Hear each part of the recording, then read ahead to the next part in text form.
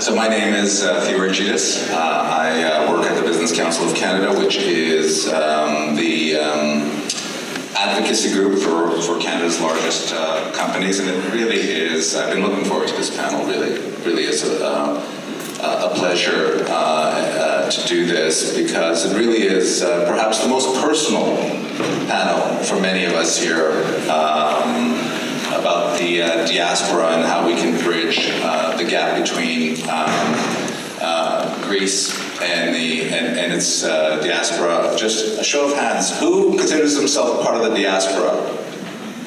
Yeah. Okay. This is an audience of diaspora. So the discussion, this panel, takes place at a moment when Greece is making a serious effort, I think, to modernize how it engages with the diaspora. The government's recently announced strategic plan for Greeks abroad, and obviously I'll be asking you about that, Ambassador, places an emphasis on building that relationship, and in particular, combating the bureaucracy, the improving consular services, and using digital tools to bring Greeks closer to home. Of course, there's also a cultural and economic component to the efforts, and that really is an important signal to the diaspora. The question is, whether it's going to be enough to bridge the gap, and whether it's real. I think there might be questions on how real this action plan is. So I'm going to introduce everyone first. 4 people here who think very deeply about the issue. I'll start with Her Excellency Katerina Dimaki, Ambassador of the Hellenic Republic to Canada. To my immediate left, John Sotos, co-president of the Hellenic Initiative Canada. Next to the ambassador is Stergiza Zamayas-Hill, right? And to my very left over there, it's Steve Mirkopoulos, co-founder of CineSpace Film Studios in Canada. So thank you all for being here. My first question to you, Ambassador, if I can start with you. The current government has obviously placed this renewed emphasis on its relationship with Greeks abroad. Open question, what can you tell us about those efforts, and why do you feel they could be successful? Thank you, Theo. You said it right. There is an effort to facilitate the access of the Greek diaspora to the Greek state, in terms of facilitating their access for registering, which is the major issue, I understand. Registration in Greece is a major issue, despite the efforts and despite the measures, but also to facilitate their access to market, to sell and buy properties in Greece, and the whole, range of activities that a Greek origin person has with the motherland. In that framework, digitalization is a big step forward, and this has happened in the latest years and has given a tremendous step forward. It has facilitated a great deal, all kinds of activities, not only for the Greeks abroad, but also for the Greeks in Greece. And COVID had this side effect, the digitalization of services in Greece. And now it is really, I think, more than 2,000 actions can be done online without the interference of the state at all. However, a problem there is that to access this system, you need to be registered in Greece with an AFIMI. And that is something that many members of the diaspora don't have. AFIMI is the number, the number that every citizen has in every country to be registered then as a resident, as a citizen, let's say.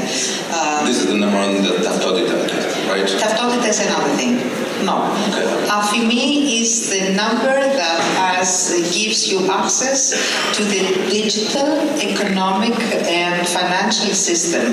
So if you have an AFIMI, tax file number, in English, yes, tax file number. So you can go directly and find all kind of activities on the net in gov.gr, and a lot of things, a lot of actions can happen there without the interference of a consulate, of a lawyer, of a notary public, of anything. Like υπεύθυνες δηλώσεις, like even registration or notifications of registration. You can just retrieve yourself without any interference. However, this is not very easy for the Greeks abroad. And why? Because many of them don't have this tax file number. How do you get one? Oh, that also can happen online. That also can happen online nowadays. So it's easy to get one now. Some years ago, you had to be in Greece, you had to prove who you are, blah, blah, blah, blah, blah, wait there, and so on. Now it happens online as well. You need to have, to verify who you are and to make sure that the system is not falsified. But then you can get it and you can proceed with all these things. Now this is one thing. The second thing is the big step that now the Greek state is doing to facilitate all the consular activities. We have had a first step, which was the access of the consulates and embassies abroad to be able to contact the registries in different places and different municipalities in Greece. That was a big step to implement and to make it work. That works now. Now it's the second step that the citizens of the Greeks abroad that want to register in Greece or want to do any other action, not only registration, but any other action that involves Greek state, can go in, apply directly, prepare all the documentation that is necessary for their application, and when everything is ready, they can either proceed to any consulate or have an online meeting to process their case. So things are considerably simplified. People don't know that yet. In Greek it's called ψία, ψηφιακή πύλη, κάπως έτσι. Είναι πάρα πολύ εύκολο πραγματικά για όλους να προσεγγίσετε τις υποθέσεις σας στην Ελλάδα με αυτόν τον τρόπο. That is not known yet. It's just started to be in force. So within a year, I think everybody will know it. And that will again simplify a lot what happens at the consulates and at the embassies at the moment. Right. These are huge steps. Huge steps. John, I'll go next to you. I mean, how do you see the current state of engagement? Do you think the Greek government is doing what's needed to draw the diaspora closer? Our observation experience is that while what the Greek state has done to digitize the availability of services for the Greek citizen works probably as intended for the Greek citizen who's resident in Greece. It falls apart when it involves the diaspora Greek that's looking to complete these transactions. For example, getting an FME is one thing, and it's not necessarily the most complex thing, but it assumes that the applicant has all the requisite information that's compliant with what the Greek state requires. And that's where the system falls apart. Many Greek, diaspora Greeks, especially second generation, third generation, have undergone name changes. Somebody came to Canada as Vasilis Apostolopoulos, and they became Villapostolopoulos. And then they married somebody who also came as Apostolopoulos or whatever the name was, but there was no formal name change. There were adopted changes here. The system will not accept their registration unless there's some further process that takes place. And so while I think we are supportive of everything the Greek government has done to digitize as many services as possible, the limitation of the effort stems from the fact that it's addressing the needs of the Greek national living in Greece, not the diaspora Greek, especially the diaspora Greek who is past the first generation. And that's an insurmountable problem today that we... Insurmountable? It's insurmountable under today's conditions. And we would like to begin the process of the authorities, the Greek authorities, listening to the diaspora experiences and consulting as to what's needed, what's available. To say we require this document is well and good, but if those documents aren't available, you can't get a court order to rectify people's name changes when they're dead. It's just not possible. But there's got to be procedures that allow for some variance. You've got somebody who's named whatever on a particular date, born in a particular village, but their name is slightly changed in the documents they present.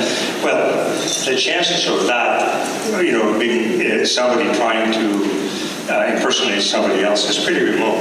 So there's got to be opportunities for the system to allow people who are the exception, and I would say the vast majority of people in the diaspora, past the first generation, fall into the exception case rather than the exception to the rule. Essentially the rule. Well, yes, sorry, that's right. It is the rule, and it needs to be addressed. And I think, and I'll conclude with this. The system needs to be rethought to take into account the needs of the diaspora Greek, because, as my friend Steve will tell you, the diaspora Greek is a phenomenal untapped resource for all kinds of benefits for Greece: economic, social, cultural, you name it. And I think we would like to begin the discussion where the state acknowledges that we have this problem and that they need to liaise, the state needs to liaise with us so that we can find solutions to access this untapped resource. Right. Before I go to Stelica, I'm going to ask the ambassador if she wants to respond. Yes, thank you very much. Well noted, and I understand this problem. I was Consul General in Chicago as well, and we had exactly the same problem. So many Greeks that were Papadopoulos or Papagiannopoulos and became Papas. The Papas, how many Papases exist in North America or in Australia as well? So I don't know if you're familiar with this Greek movie, this comedy that had a barber shop that a corner shop that in both corners was the name Papagiorgakopoulos Konstantinos. So this exactly is the case here. The ways the names changed once entering US and Canada were oversimplified. The clerks simply didn't care, didn't notice, didn't bother, just abbreviated any name. I was impressed to hear today that Mr. Psychos wanted and eventually changed his name back to Psychogios. So there we go. This is, I think, the real spirit, to have your real Greek names back. That's number one.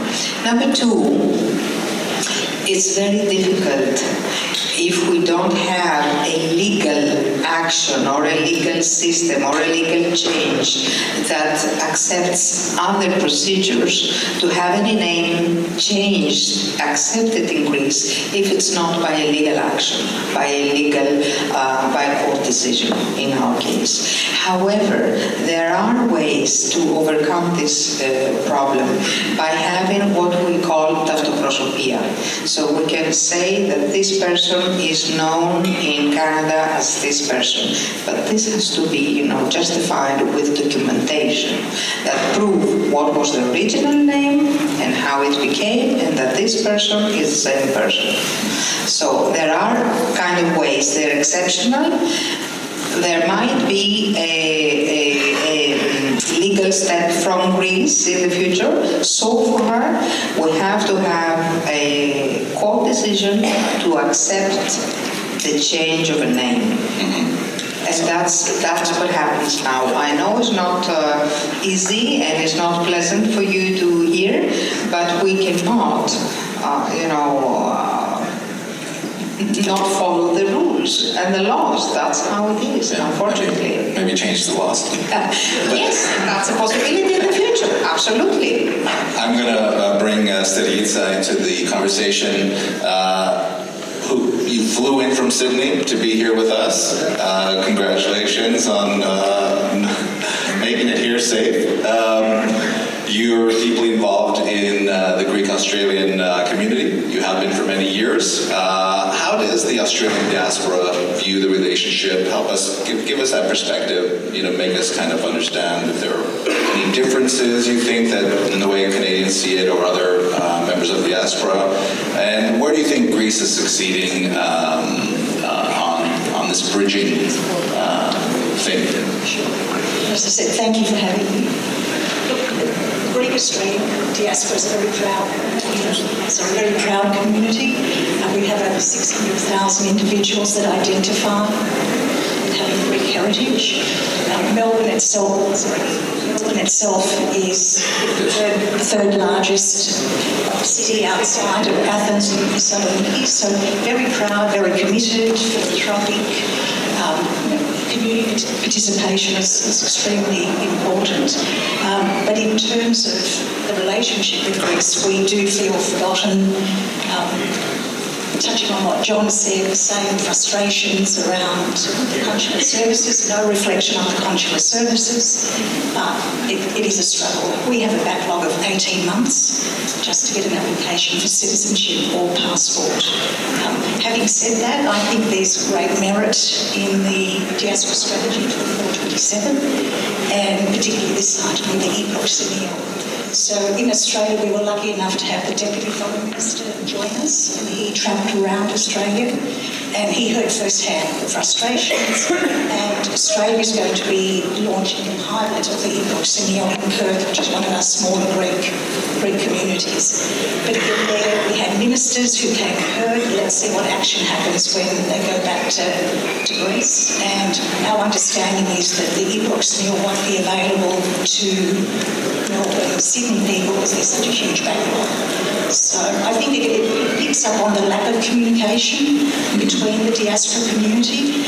DHI, whether it's the US, Canada, Australia, perfect bodies for the Greek government to tap into, to be able to help shape some of the policy that's being directed, not having that information at all. So that was the first time I've heard, if you have that, you can actually already access the services online. Yeah. So again, there's a lack of information, but as I said, we're a very proud community, and the support we get from DHI Australia in terms of fundraising to send back to Greece, our mission is to unite the Greek diaspora and support Greece philanthropically. So that says a lot about the community. We're willing to, despite everybody has a war story about their relationship with Greece. 5 years to have property transferred, 10 years for this. I actually have donors say, Stegs, until my situation is fixed in Greece, I won't be here. Before you respond, I'm going to ask Steve to intervene, and then you can respond. Okay, Steve. And my question to you. Thank you for your patience. In the prep call we had, you said that you want this to be the beginning of an action-oriented conversation. What do you mean by that? Absolutely, thank you very much. I've been hanging around with John for a very long time because he covered all the main points of the problems that we're facing.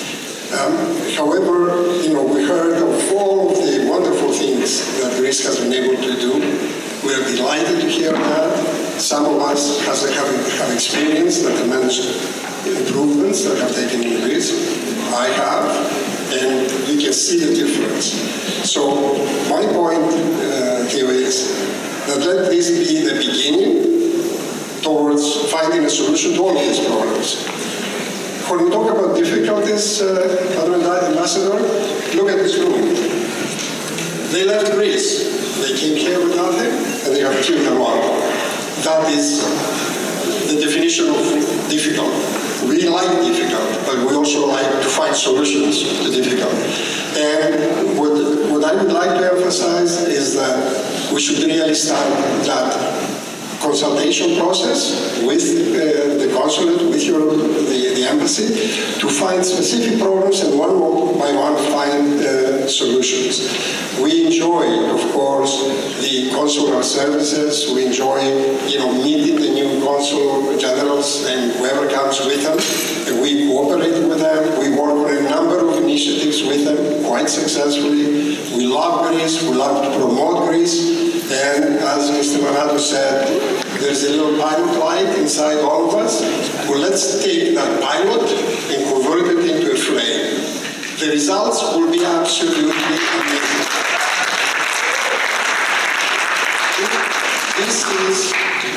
We would like to thank Mr. Soros for making this a topic of discussion at the Delphi Economic Forum, because at the end, this is a tremendous untapped resource for Greece. All the young Greeks that are there that would like to have a much bigger connection with their homeland, not only to go and visit in the summers and have a good time, but also to invest, starting from their own village, looking at opportunities. As Peter talked about before, we have 2 universities here that we have Hellenic Studies chairs. We arrange for study abroad, studying Greece. We are piggybacking on the NHS program out of the United States, and every year the Hellenic Heritage Foundation, which is another tremendous organization here in headquartered in Toronto, we now send 5 students per year free of charge to go and rediscover their roots. Soon they will be making an announcement that that number will be going a lot higher, and they will make it a big priority. This basically the birthright, discovering the roots and so on. We don't want all of this tremendous uplift achievements that have been achieved so far to go to waste. We would like to see results, and this is not a session about complaining. This is a session about really having a tremendous dialogue to convey this message back to the Greek authorities so that we can work together to find a solution. We will be able to find a solution. You have our commitment from here to work with you. We like the commitment from the government to do it. Thank you very much. Well, thank you. Indeed, I fully agree with what you say. We need to work together to find solutions. And as I explained earlier, the Greek state has already made steps towards these solutions. Problems as complex as these cannot be solved overnight. So small steps will eventually bring the results that we all want. The Ibrox and EU, as you say, it's very difficult to work when 200,000 people want to solve the problem the same day from a consulate that has 4 or 5 employees. You have to also think of that we are few and we have to, work with very, very large numbers of Greek origin compatriots, the Greek diaspora.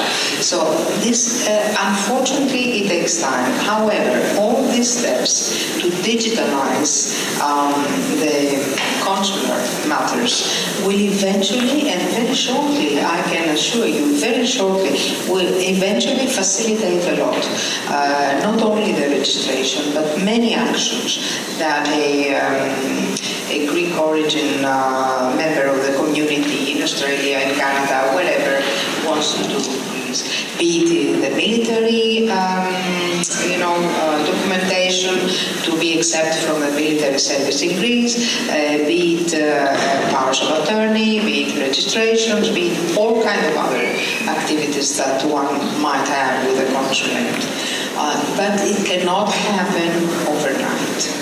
And the thing that I said about the AFIMI, the tax file number, I have to underline here that you have to be registered in Greece to be able to have a tax file number. Those that are not registered, they cannot have a tax file number. What does that mean to be registered in Greece? To be registered in a community and to have to be a Greek citizen, let's say. If you are born in Canada, brought up here, and you are of Greek heritage, but you have no other connection, nobody knows in Greece that you exist, you cannot, of course, have a tax file number. You have to be registered by your parents to the consulate, through the consulate, to the Greek municipality where your parents come from. And before the children are registered, the marriage of the parents have to be registered. Because usually they get married here and they forget all about it. Now we're married, we're happy. And then when time comes and there is an inheritance, there is another problem, and they want to buy or they want to sell, they what's going on now? So the ambassador is saying, you got to meet somewhere in the middle. You have to take initiative as a parent, for example, for your kids. You have to make an initiative. What's wrong? Open up the floor. Take an initiative as soon as possible and get registered. So what's wrong? I know this is a difficulty. I know this is a problematic field. Registration is the biggest problem at the moment. But you have to think about it. When you get married, register your marriage. When you get your children, register you immediately, not after 40 years.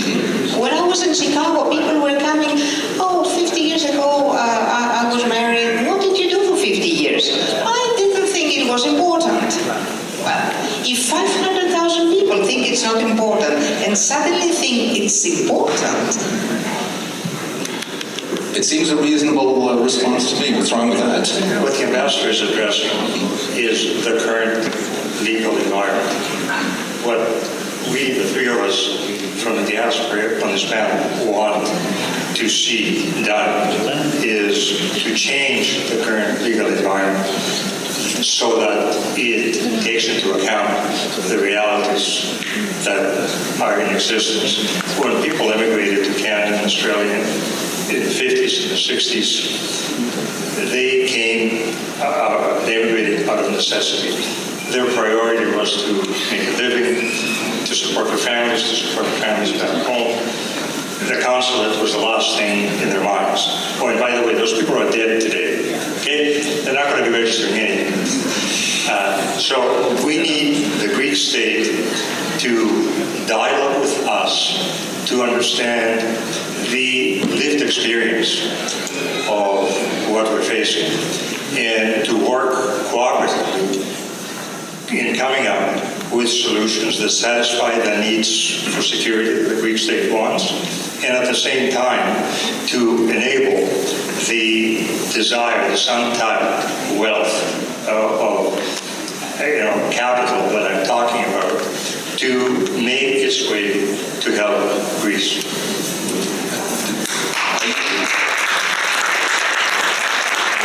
Somebody said that this is the beginning of the discussion to be had, is what I meant is there is a role for organizations like the Hellenic Heritage Foundation, like the THI, like the Greek community here, to really create, if you would, a menu of things that need to be done. So that, for example, I got married. When I got married, nobody told me that I needed to register this. I didn't know. But even that little gesture that you make people aware as soon as possible that you do that, there is a historical problem that we have to resolve. That's one thing. But we can start by really addressing the current status, where there has to be an absolute clarity as to what it is required to be able to have a smoother voyage as you navigate all of the requirements. So we will be very happy to be partners in really spreading the word out and making people aware of what the requirements are. Thank you. Wonderful. Yes, I would suggest then the Greek diaspora should spend some time and visit the web pages of the consulates and of the embassies. On those web pages today, there are very detailed information about anything, any consular action in English and in Greek and in other languages in other places of the world. So if somebody wonders, what can I do to get registered? If you Google and you go into the web page of the consulate, you will find all the information, everything. And that, if you try to get this information, understand it, and prepare all the documentation, that already saves 50% at least of the time and effort. At least. Okay. So, we have 5 minutes left. We're going to quickly wrap up the administrative technical thing. John, I know you have something you want to say about that. If you want maybe half a minute, then I want to go to Stelica, because we haven't talked about economic or cultural kind of bridge, right? So I'm going to go to Stelica just to comment on beyond the administrative and beyond the digitalization issue, economic and cultural, what we need to do to make those bonds a little bit stronger. But first, John, I know you want to speak to the previous discussion. As Steve said, we want to partner with the Greek authorities so that they understand our issues and they work cooperatively with us to come up with solutions where the legal requirements cannot be met. Okay. So we want consultation, meaningful consultation. We're willing to spend the time and effort to make it happen, because the website is great if you meet the parameters. Yes. What happens when you don't meet the parameters? Are there people trained to provide answers, technical people, technical answers? The answer is they're not. If there aren't enough. So we got to start the dialogue, and we have to have meaningful, direct consultation. All right. We have 3 minutes left, unfortunately. Sergica, economic and cultural links. How can we strengthen those? Sure. So again, I'd like to refer back to the diaspora strategy document, because there are 6 objectives there that cover cultural, cover language. Because for us in Australia, there are 2 issues. How do we get the younger generation in terms of cultural engagement, the immersion we talked about before, but also the decline in language, which I think is happening everywhere. So in terms of shaping identity and having people, it's fine for us to be told they were the pilot that's there, but that's going to be harder every generation beyond second and third. So, I really would love to see some action coming out of that strategy where we are actually consulted. We have the cultural organisations in every country. what you read in that strategy is so exciting, but nobody has approached us to say, let's tackle this. So for instance, in Australia, in terms of cultural diaspora, the Greek ambassador to Australia reached out to me, and we have a forum on the 25th of November where we've got 25 talented Greek Australian women who can certainly give back to Greece in a professional capacity, not just philanthropically or culturally. So again, we just need that communication needs to start. That will build trust. So it's a fraught issue, but one that I think we can work collectively to see some significant change. Steve, quickly, on this issue? You know, on the cultural side, I'm really happy that here in Toronto, our culture is alive and well. We have a tremendous organization called Hellenic Heritage Foundation that fundraised and established completely on its own 2 Hellenic Studies universities, one at York, one at UFT. The Greek community metropolitan of Toronto is doing a wonderful job on the cultural front. Our culture is alive and well. We are very happy about it. We are very proud of it. Of course, the Greek Orthodox Church, they do also a wonderful job in that regard. But the economic side is a lot tougher, because to really do business with Greece, you have to overcome all the problems that we're talking about. That's why my comment was, let's work together to change the pilot into a flame. It can be done, and a big economic benefits can come out of that. We heard the Mytilineos group and its success. Who would have thought 10 years a company will come out of Greece and achieve the kind of things that they've achieved? See, it's possible.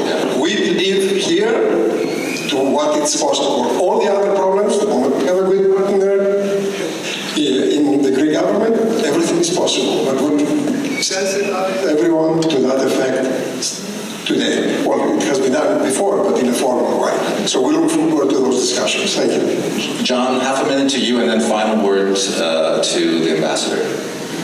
I think we've covered the subject well. I think we've covered the subject well. We're looking forward to working with the Greek state to make meaningful progress in the short term. Well, ladies and gentlemen, I'm sure the message will go to the right addressees in Greece, and I'm sure that this discussion will further, and I'm sure that you can count on new developments that will come very shortly to facilitate all these problems of the Greek diaspora worldwide. I know we need your patience. I know you have been fighting all these years, but better days are coming, believe me. Thank you.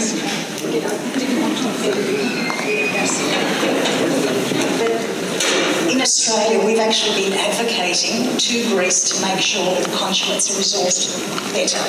We've offered to even pay off some charges, passport applications, citizenship, because we're mindful it's not the staff, it's not the consulate, it's the lack of resourcing that is coming from Greece. Unfortunately, this is an issue it's also very difficult to touch upon now. We are out of time. But it's an issue. How we man our missions abroad is an issue. We don't have many people and we don't have many resources. And those people that work in these places, they work heroically, let's say, to come, to face all these matters. I want to thank the panelists, in particular the ambassador. You've been a great support. Thank you, Ambassador.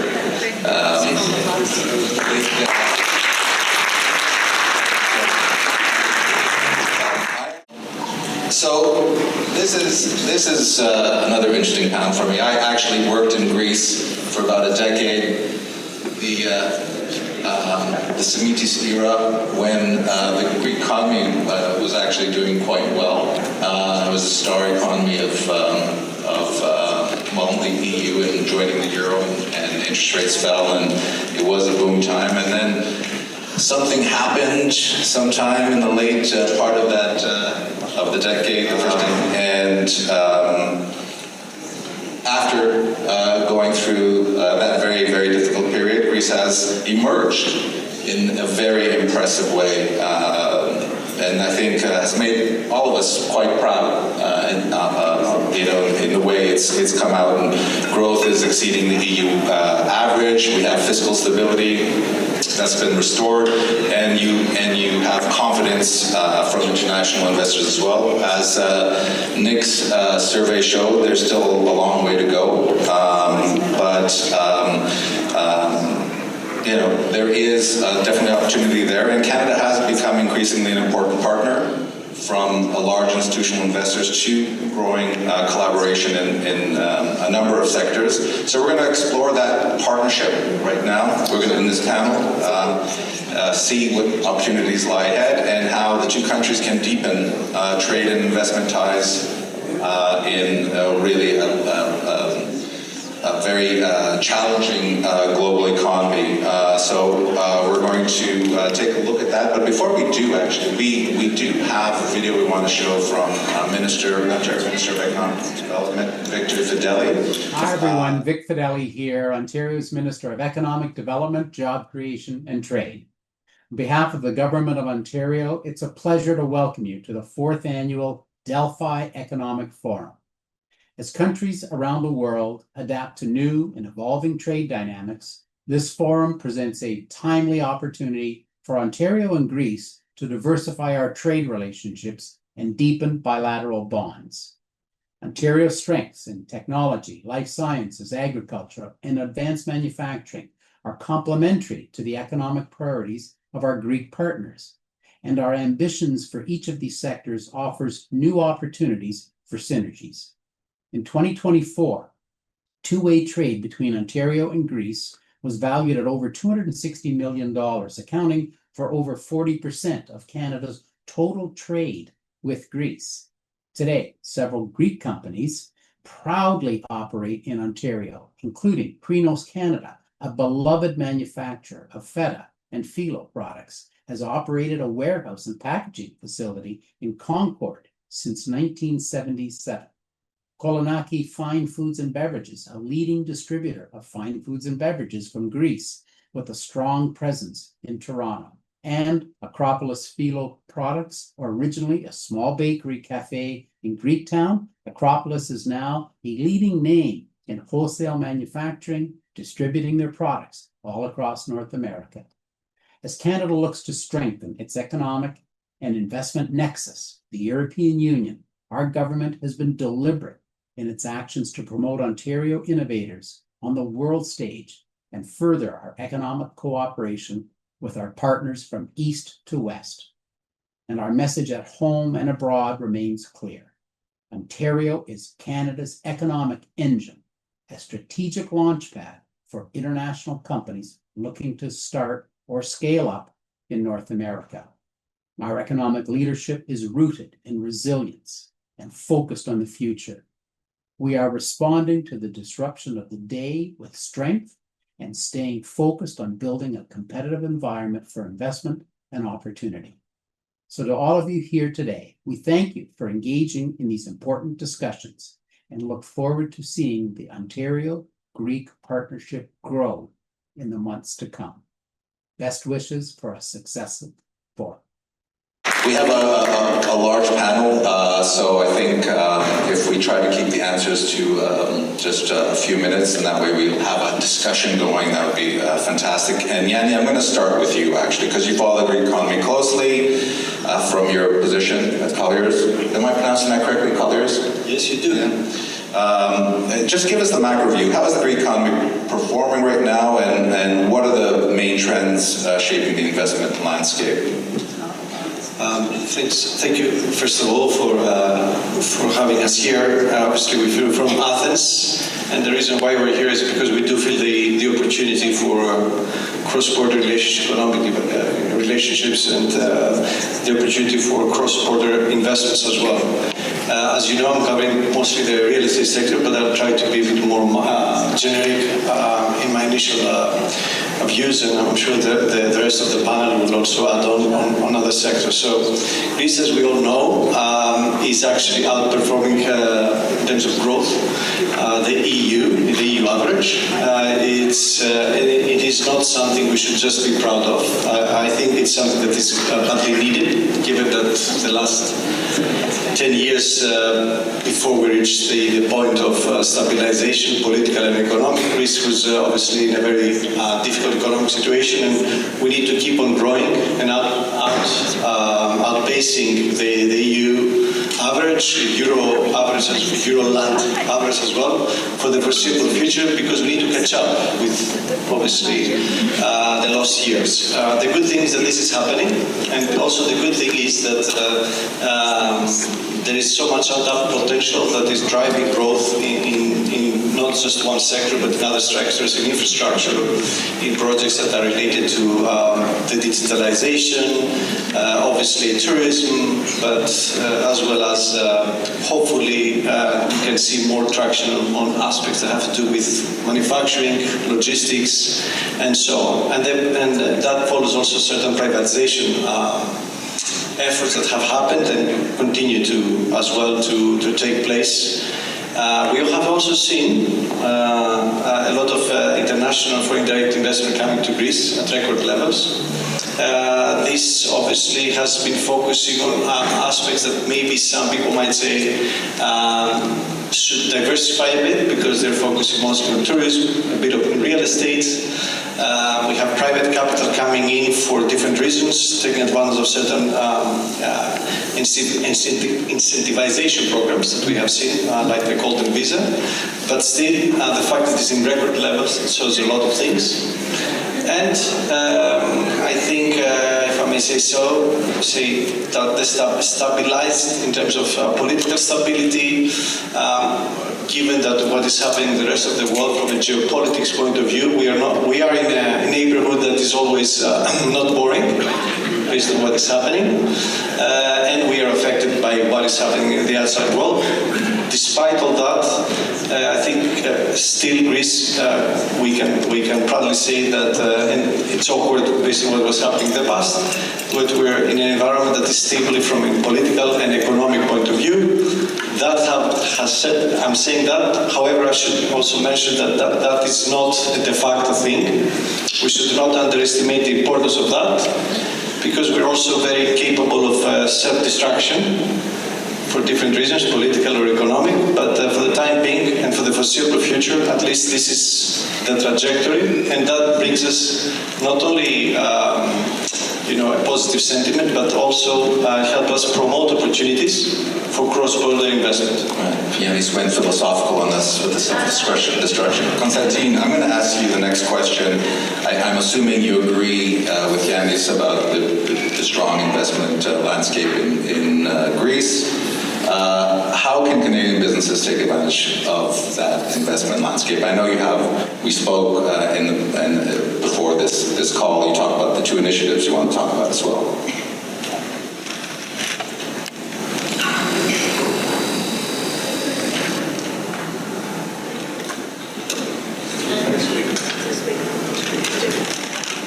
Is it okay? Okay, great. Well, thank you, Theo, for the question. First of all, we have to start where we stand right now. And where we stand right now, insofar Canada and Greece is concerned, the relations between the two countries, a little known fact is that Canada is the biggest non-EU investor in Greece to start with. Okay. A second fact is that following the provisional application of CETA, the Canada-EU trade agreement, Greek exports to Canada have gone up by 80%. Okay, that's another remarkable point in the relations between the two countries. And right now, as we speak, this year there has been an increase of Canadian involvement in Greece. One example is Fiera Capital. They have their offices just around the corner. Another one is a company that took an old factory and is turning it into 400 residential units, plus commercial spaces and so forth. And of course, I won't speak about the Havilland and CAE that they created an international pilot training center in cooperation with the GA.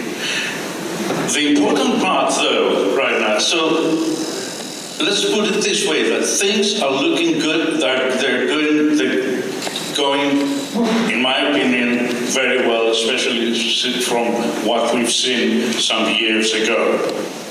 And it has to do, it's great also for both countries. And of course we have the important, on the other side we have the very important investment of Methlen in Canada, which is, again, bringing the two countries together.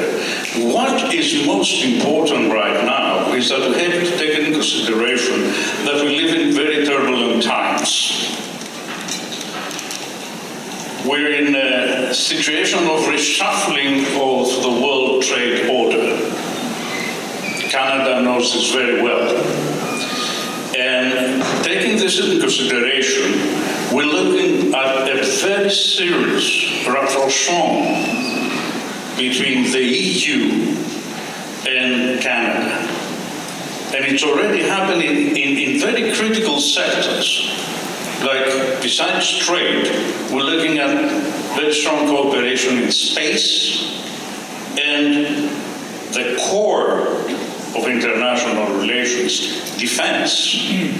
Okay? Canada is going to be participating in the European Defense Initiative, SAFE. Okay? So, obviously, there is the political will on both sides, both from the Canada and the EU side, to come closer together. And I will stop at that. And of course, this will create a lot of opportunities in many fields, from defense to whatnot, right? And I will stop at that because later on I would like to speak about a couple of initiatives that we, as Canada Greece Chamber, are doing. All right. Okay. We'll go to Nico. Enterprise Greece plays a central role in attracting foreign investment. Obviously, what sectors are seeing the most momentum right now? How was it energy, environment, services? I mean, what's hot? Thank you, Theo. First of all, let me say I'm very pleased and honored to be once again in Toronto Delphi Economic Forum, and also once again in Toronto. It is a great initiative, and I'm very glad to be participating in this dialogue that's taking place today on ways and building bridges between both countries. If I may briefly make still a few seconds and just spot on a couple of things that have not been mentioned today that are relevant to the discussion. The many distinguished speakers today spoke a lot about brain regain and other aspects about the Greek economy, etc. So just to pinpoint some facts. According to Eurostat, since 2010, brain drain in Greece has been estimated to 640,000 people. And by early 2025, once again according to Eurostat, 422,000 approximately have returned. So that's major news and shows how foreign investments and the increase of economic activity and the improvement of the investment and economic environment has had a big impact on people's lives and for people coming back, talent coming back. And there's lots of stories to be told from investors, but we don't have the time now. Two more comments. The major change that has happened over the last few years that's been, I suppose, been discussed about today in a roundabout manner is the extroversion, the high extroversion of the Greek economy. What we have seen over the last few years is that Greece for 2024 recorded 7 billion euros worth of FDI. That was the second largest amount of investment that was recorded over the last 23 years, and overall nearly more than 40-45% of the total FDI that took place over the last 5 years accounts for what has happened in the previous 23 years. By the same token, same picture also within exports. Greece, for one more record year, for the previous year, for 2024 in exports, reaching 50 billion euros worth of exports. Third best year over the last 20 years. And once again, the total of the last 5 years accounts for more than 40% of the total exports of the previous 20 years. Now, enough of the stats, let's get back to your question, but I think the numbers put some essence in the discussion and what's been said today. So within this framework of extroversion, what we see, we suppose the suspects, usual suspects in different sectors for today have been already pointed out and voiced out. Energy, tourism, infrastructure, and especially the ones pertaining to ICT infrastructure, data centers, also upcoming sectors that we've also been discussed today is the mining sector, critical minerals. We've heard of the many investments being discussed today, and also the other topic, the other sector that has been once again discussed and is very current in the discussion in the EU is the participation in the SAFE program of the EU and the emergence of the Greek defense sector. For all these sectors, Greece boasts some unique characteristics. What we say, Greece has a unique investment proposition, for Canada, for any country looking into investing and diversifying in different markets. A geopolitical location, geostrategic location, in an area where within 2 hours radius, it can capture a potential market of 30% of the global population and 25% of the global GDP. More so, very advanced and very talented human capital, both in terms of technical skills, which become imperative in the new times that we're going into the AI, into the use of ICT and technical professions and new investments, being very technically demanding. So Greece currently boasts 47% of its working population being university graduates, according to the last statistics, and out of that percentage, 25%, well above the OECD average, are STEM graduates. Within that percentage of the 47%, approximately 8% of the population, they're also PhD and postgraduates, holders of postgraduate titles. Also, multilingualism is another aspect which had a major impression on new investments, and especially investments that require language skills. Perfect. And I actually do want to get follow up on a few questions on some of these sectors, but we'll go around the horn one time. And Katerina, Executive Director of the American Hellenic Chamber of Commerce, you have a pretty close view of trade between the U.S. and Greece. How's business in the U.S.? It is busy. We just opened our USA office last May in Washington, D.C. It's our headquarters there. So I'm the executive director of the U.S. office. But even though I'm a startup, I have behind me an organization, AMSAM Greece, that's been in Greece since 1932, representing the biggest U.S. multinationals and being a close strategic partner with the U.S. Chamber of Commerce. So in Greece, we actually have one of the most successful AMSAMs in Europe.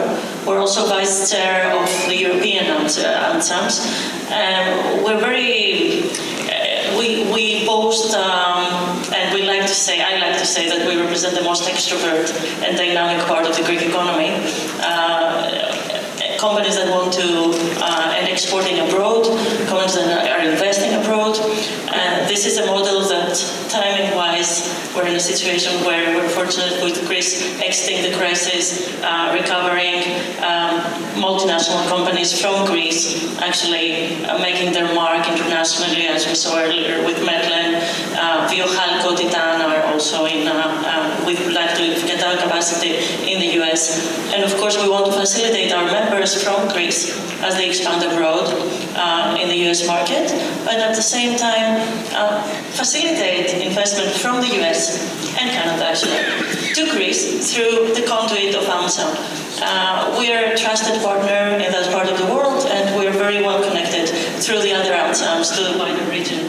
That indeed makes for a very particular and attractive story for U.S. investment to reach our part of the world, whether that's Southeastern Europe, Eastern Mediterranean, the European Union, through Greece. So we're making that argument, and we see a lot of interest. Dr. Lavropoulos, I'm really curious. The Hellenic Development Bank of Investments, I mean, this is a unique funding institution. Can you just talk to us about it and what it is and its impact? How impactful is it? Thank you.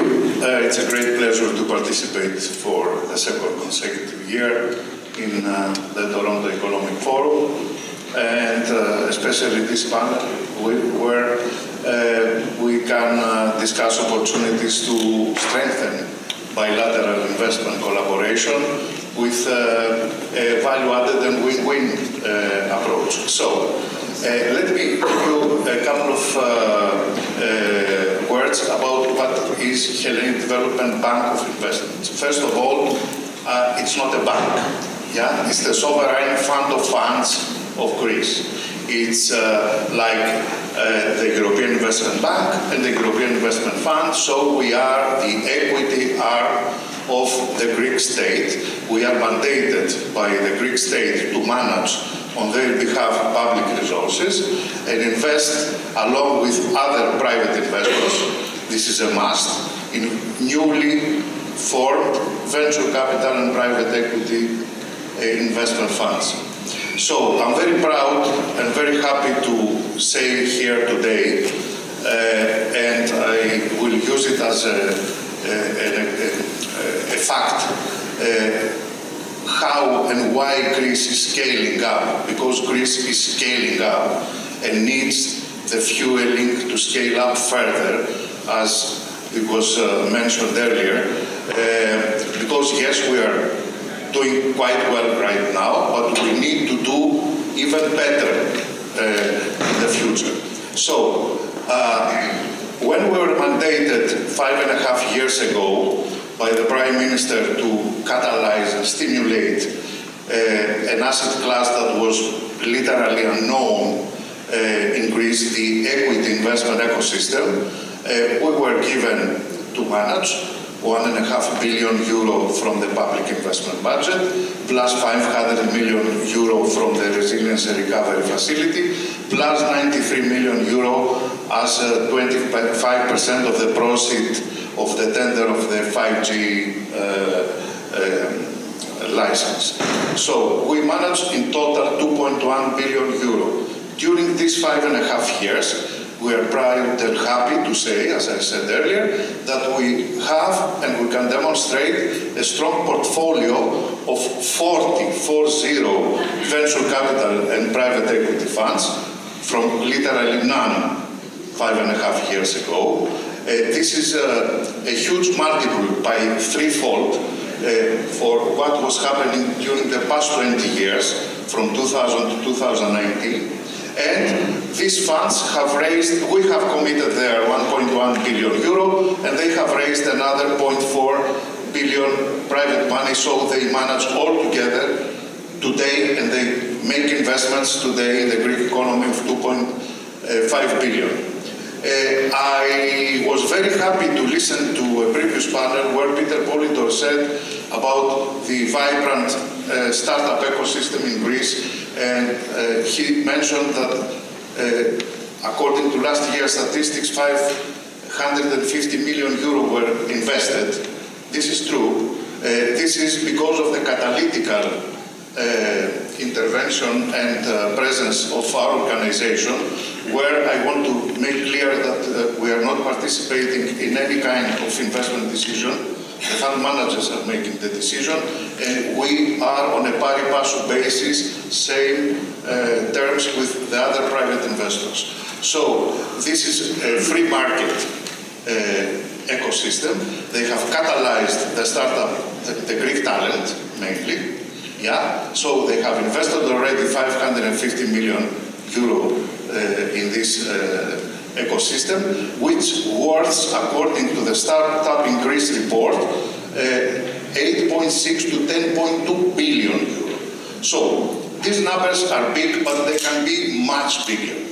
Also, from our part, just not to say... How much bigger? Sorry? How much bigger? Very much bigger, because what we want to do is to stimulate the Greek talent to stay as much as possible in Europe, so to maintain the European sovereignty, let's say, and not to be sold at a very early stage at fractions, not multiples, to across the Atlantic, let me put it this way. Naturally, the companies, especially on the tech, the biotech, or the AI, they will look into the US market, or even the Canadian market, but mainly the US.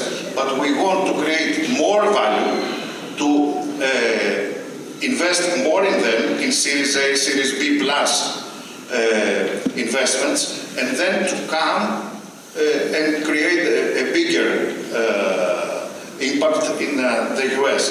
I want to say just that we have asked Deloitte back in March to create an independent impact study report on our presence in the Greek market, and we're surprised ourselves that Deloitte factualized that for each €1 that we invest in one of these venture capital and private equity funds, the impact in the investee companies of the funds is 6.65 times, and in the real economy 20.23 times. That was a total independent study signed by Deloitte, primary research, and there is still room to go. So we would be very happy if some of the Canadian friends here are interested in the private equity, in the venture capital, to look into our funds. We can, it's our job to create networking with them and see whether they are interested to participate as private investors, as limited partners, to get the helicopter view of the market and do co-investments, not to come directly just for a single investment, especially in these highly demanding asset classes like biotech, AI, in general, technology and things like that. And I want to come back to you on kind of what sectors you guys are investing in, but then since you mentioned helicopter, then we got the aviation theme going here. Neil, I mean, you have some good news, right? You announced, the Howland announced earlier this year the launch of a wholly owned subsidiary in Greece. You know, tell us about it. What's the reason you're committing to Greece? And you know, you've been doing business in Greece for 50 years, I think. So why now? Thanks for the question. You're quite right. The Howland Aircraft of Canada, we purchased what's called the Type Certificate for the Water Bomber Program, which is the Canadairs, which people have seen them. They scoop water, 6,000 liters of water in 12 seconds. They can be on a fire really quickly. And Greece has been operating these aircraft for in excess of 50 years. We're really proud of the fact that these aircraft continue to do the work that they are designed to do 50 years after they were made. Greece is part of the consortium of rescue countries that purchased 22 water bombers from our company. We announced it, I guess we finalized it last October. Why Greece? Why now? Greece has been a partner with us for 50 years, and we want to be a long-term partner with Greece for many years to come. We're a slightly different aircraft manufacturer. We like to call ourselves a parts manufacturer that actually makes aircraft. And our number one job is to keep the fleet flying. And part of what de Havilland Canada Hellas is going to be able to do is to be a real resource for all of our customers within Europe to come, maintenance, repair, overhaul, be a place where they can access parts that they need to keep their fleets flying. And we're really excited about it. You know, the embassies, both here in Athens and in Ottawa, have been tremendous to work with, both the ambassadors, and I want to thank them for all the work they do for us. But we're excited about being a net contributor into the Greek economy, because it takes a lot to bring an aircraft back into production. You need the faith and the trust of your customer, and Greece has been a primo customer of ours for literally 50 years. And have you, I mean, the fact that the investment landscape has improved over the last few years, has that been one reason why you've decided to move in now, or is it just the contract is the difference? I think it's less about the investment climate than it is the environment and the climate itself. Greece, Italy, Spain, Portugal, Canada, we're all facing the impacts of a warming climate. Summers are getting longer and hotter, and that means the aircraft that we are in charge of supporting, they get run harder and harder every single year. You know, a fire season used to go from, say, April to the end of September. Well, it starts in March and it doesn't end until November today. I saw today Ontario released a report on the 2025 fire season. It's November the 3rd, and they're only now releasing the stats on the fire season, because these fire seasons are getting longer and hotter. So it's less the economic climate. It is really more about the changing climate and the fact that these aircraft are so vital to protecting the people and property of Greece and Southern Europe that we're investing now. Katerina, I'm going to come back to you, because you do provide a bit of a continental perspective. I mean, is there a North American play for Greek companies that might want to do business in both the U.S. and Canada? Is there a way that they can think about things in kind of a consolidated way? Creatively, yes, for sure. I mean, as everyone has said since this morning, this is a time of radical change, transformation of the global trade environment. This also creates opportunities. So we've seen already companies that weren't necessarily thinking of opening a manufacturing facility in the US to consider it right now from Greece. And we also see opportunities for companies that have production facilities or warehouses even in the US to export to Canada, avoiding the tariffs.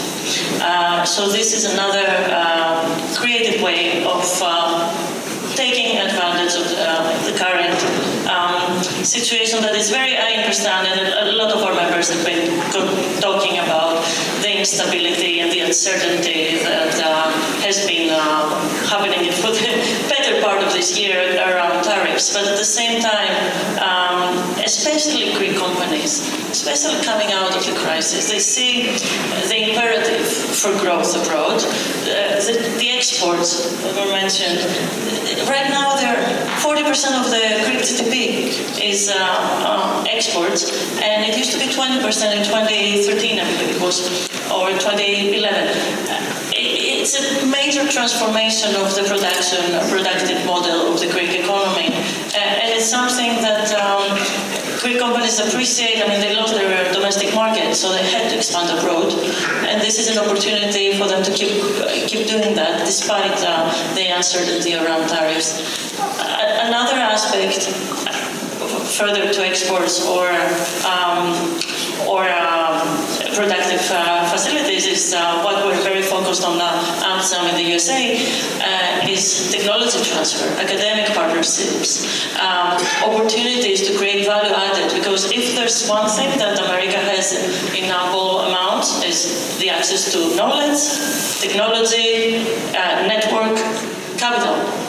we badly need all of them in Greece, and we're at the situation in the US-Greece relationships, which is in such a good shape that we can capitalize on the excellent diplomatic relations to actually put some meat for our economy, for our businesses, for our productive capacity in the equation.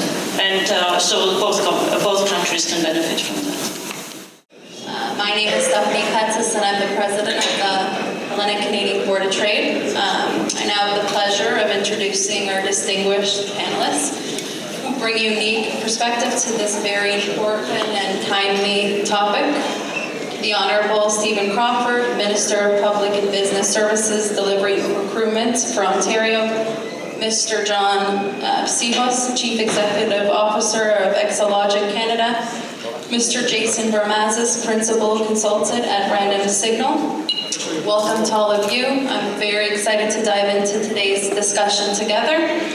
But first, I would like to start by handing the floor off to the Minister for a special presentation. Thank you very much, Stephanie. I really appreciate that. And it's wonderful to be able to be here today. I'd like to welcome everybody here, but in particular those of you that are from Greece and represent Greece. It's an honor to have you in our country, and we look forward to a wonderful conference here today. I will admit I've been to Greece once in my life. I'm due for another trip. When I was a lot younger, and I can tell you some stories about the planes, trains, and automobiles I went through, getting through some of the islands and getting into Athens, but we'll save that for another day. But a wonderful country. I look forward to visiting it sometime in the near future, too. It's my honor to be here today on behalf of Ontario's Ministry of Public Business Service Delivery and Procurement as we take part in this important panel discussion on the profound impact of artificial intelligence. I'd like to thank John from Exalogic and Jason from Random Signal for sharing their views on this vital subject. Ontario is a tech powerhouse on the global stage. For those of you that don't know, Toronto and Ontario is North America's second largest tech cluster, with more than 22,500 firms employing over 434,000 individuals. Since 2020, Ontario has generated $16.5 billion in technology investments. Over the past few years, the AI sector has grown to be a major force behind that success story. In 2024-2025, Canada ranked first in the G7 in AI talent growth, due in large part to Ontario's strong and growing concentration of AI expertise. We remain the second largest tech cluster in North America and at the forefront for developing next generation technologies that will fuel economic growth and across key sectors. Over the past year, our province has welcomed 70 newly established AI companies and saw 27 other companies relocate to our province. Ontario is rapidly growing its AI footprint, with over 400 AI and AI-related tech companies generating close to 17,200 jobs. So we are keeping this momentum going. Since 2018, our government has been investing in supporting innovation across the economy, and AI is a key component of the strategy. We are supporting Ontario's AI researchers with the resources they need to innovate and bring the ideas to market. That includes an investment of up to $27 million in the Vector Institute for Artificial Intelligence as part of a $107 million critical technology initiative.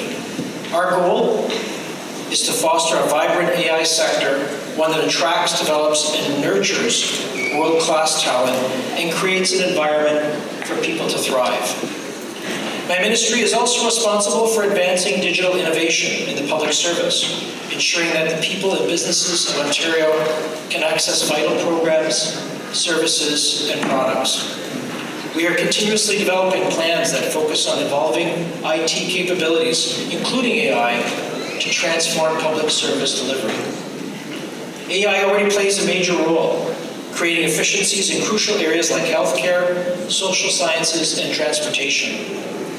Ontario continues to lead by example as we foster strong collaborations that help ensure best practices are in place within the government and the broader sector public organizations. For example, last June, Government Information Technology Ontario, a division of our ministry, launched its AI Technical Certification Pilot Program. The pilot program runs until March of next year and offers industry-recognized training and certification for Ontario Public Service staff. In addition to AI certification, other hands-on training and experience-based learning is being provided by industry leaders. By building internal AI capacity, it enables us to strategically utilize various types of AI models and open source technologies to improve service efficiency and responsiveness. As one of the top global leaders in the digital world, Ontario is entering a new era of digital transformation, one that prioritizes security, trust, and innovation. Our government is taking bold steps to ensure that as our digital landscape evolves, so does our ability to protect the people and the businesses who rely on it. We're committed to protecting the data entrusted in us, and we are always working to enhance our cybersecurity practices. That is why last year marked a significant milestone as we passed landmark pieces of legislation. In November of 2024, the Strengthening Cybersecurity and Building Trust in the Public Sector Act received royal assent and truly brought Ontario at the forefront of digital innovation. We've introduced proper guardrails to ensure that AI systems are used transparently and responsibly in our public sector. At the core of this work is Ontario's trustworthy artificial intelligence framework. This is a made-in-Ontario model for AI governance, which establishes the groundwork for transparent, responsible use of AI across government. The established foundation for a safe AI use across all public sector. Our commitment to safe and responsible AI is further reinforced with the Enhancing Digital Security and Trust Act, which came into effect just this January. This act defines AI systems for the public sector and creates a framework for future regulation for AI in select public sector organizations. We have also have the responsible use of AI directive and other internal guidance that set out requirements for transparent, accountable, and ethical AI use. Ontario is taking proactive leadership role on AI because we recognize the incredible opportunities it offers.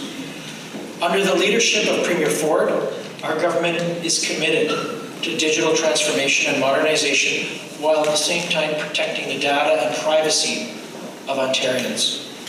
As we continue to develop policies and regulations, and as we implement AI, our government will continue to partner with experts from the tech industry, academia, and research. We're not just aiming for success, we're making it happen. With that, I look forward to joining the panel right now and discussing some of the trends in AI and some of the opportunities that it presents. So thank you very much.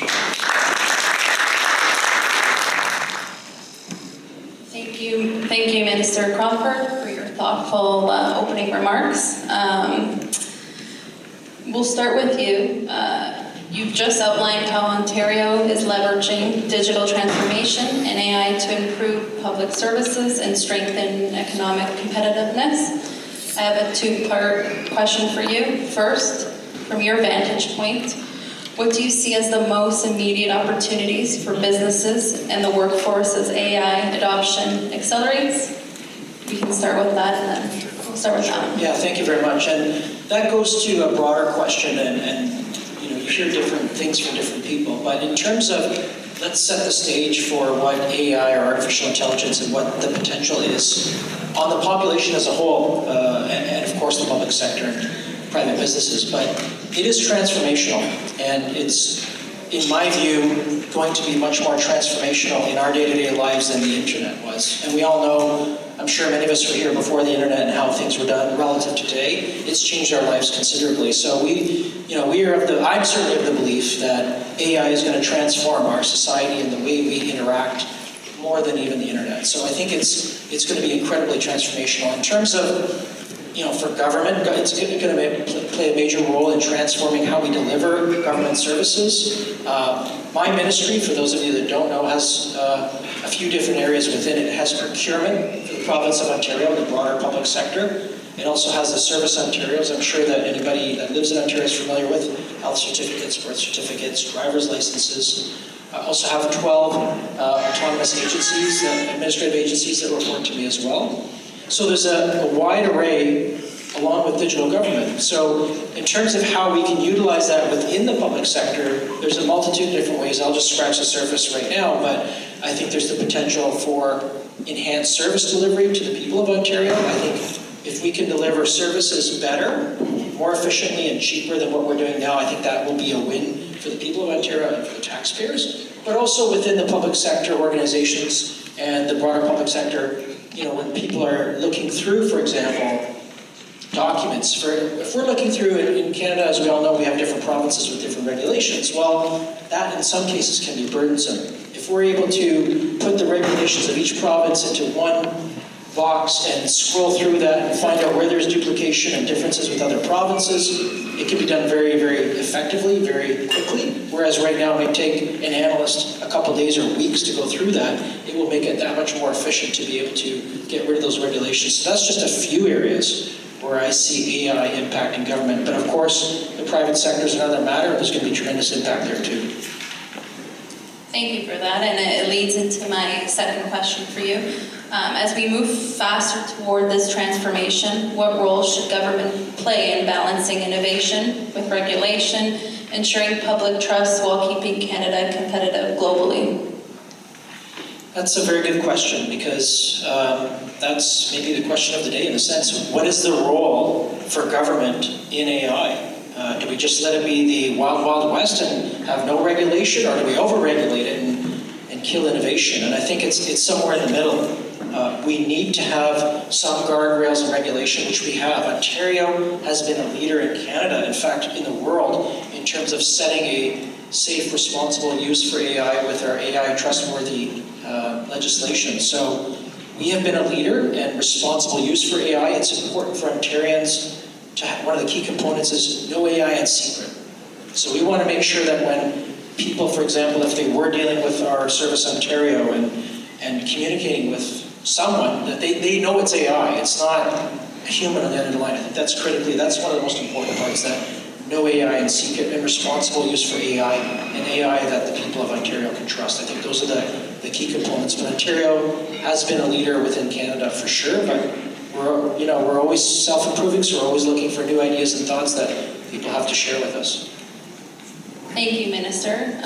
That's an excellent overview of how policy can both enable and guide innovation responsibly. Now over to John and Jason from the private sector side. Do you feel that policy and innovation are moving in sync, or is there still a gap between the speed of technology and the pace of regulation? First of all, can everyone hear me? Thank you. So there is definitely a gap in policy today. There are no federal regulations in Canada or the United States.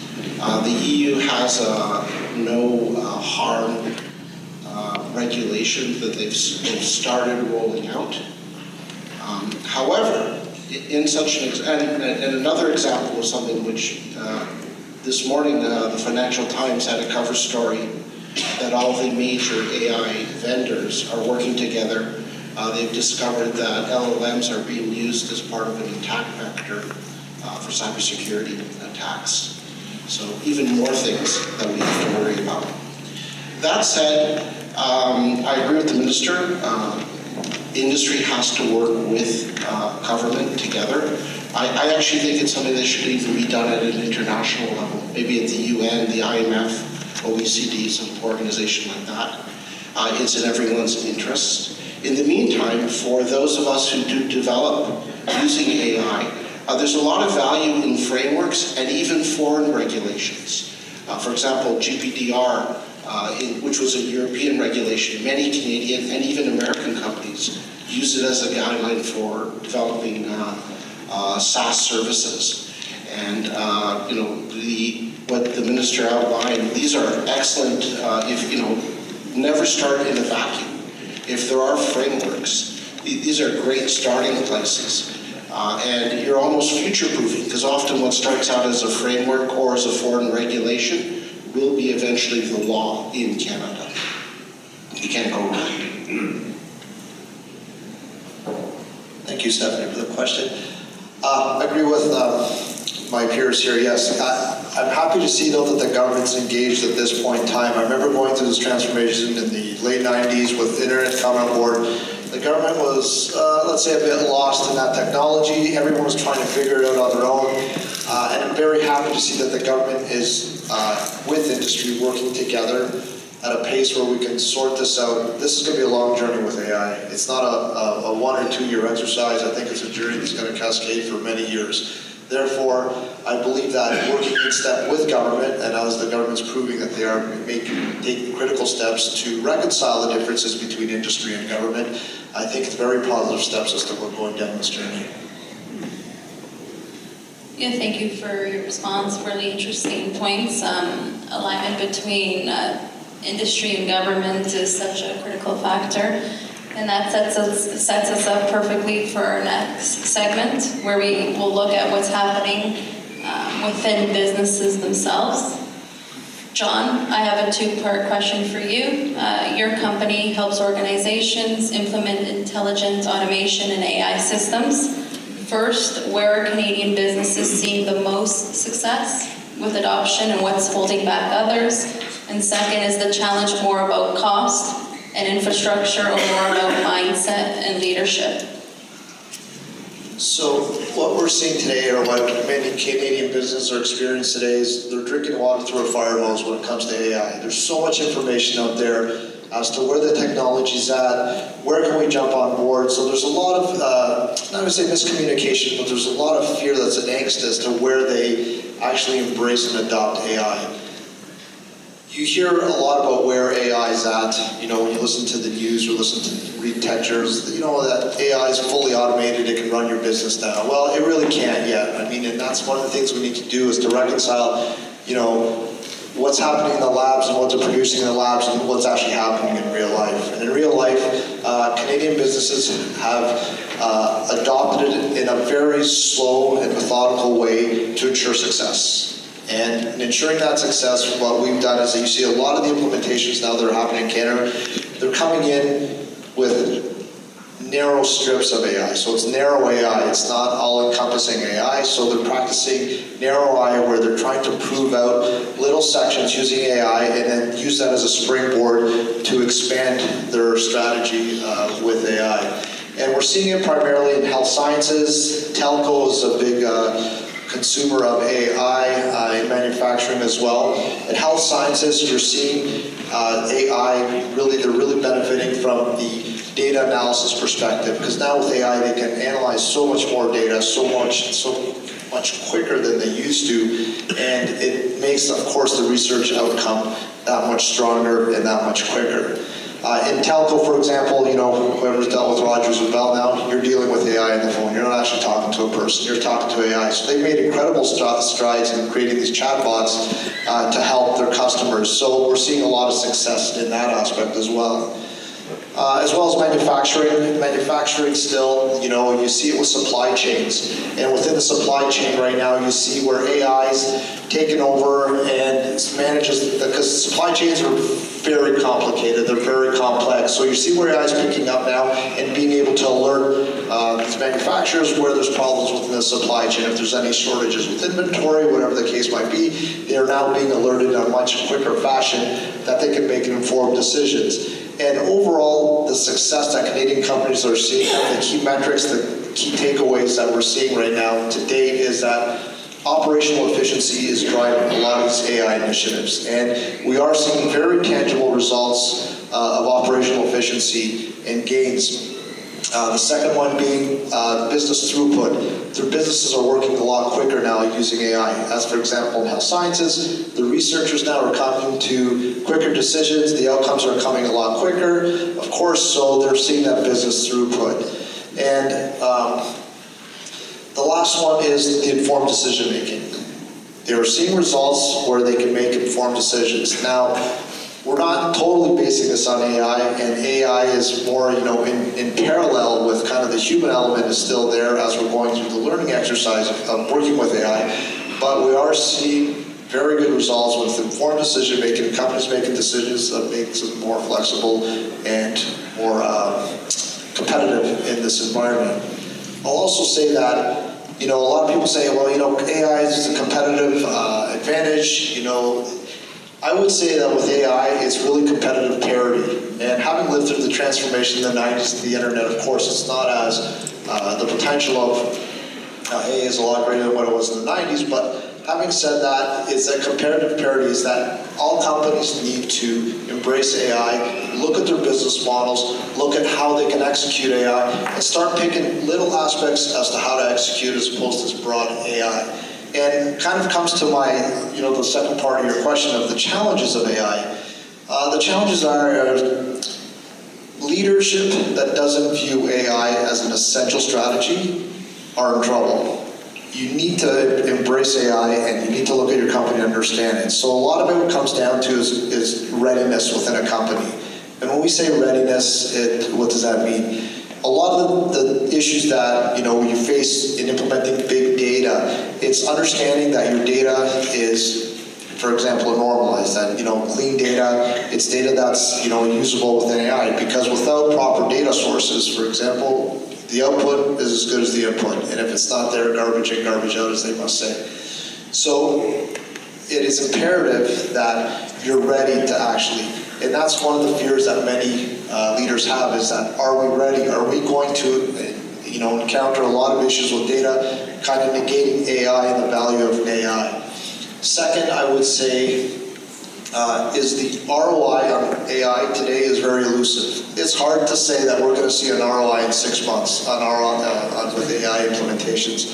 That's why it needs to toggle over to more of a strategic initiative over the span of many years with key milestones and hitting those key milestones, and not to kind of throw ROI out the window, but keeping in mind that ROI is very elusive, and you're not going to see very tangible things, at least at the startup. There's going to be a lot of trial and error, as we've seen with many industries right now. They're trying to figure it out. They're trying to understand how it works. They're trying to understand how much of AI do we embrace. Is it just building out a language model and we're fine? Or, as in health sciences right now, they're dealing with agentic AI, which is basically AI that executes automatically, or reasoning models where, they're starting to produce reasoning with all this data. So it all depends as to when they want to jump in the game and at what point. So having said that, though, Canadian companies have been very good at picking their points, executing on those points, and they've seen a lot of success with AI thus far, the ones that have.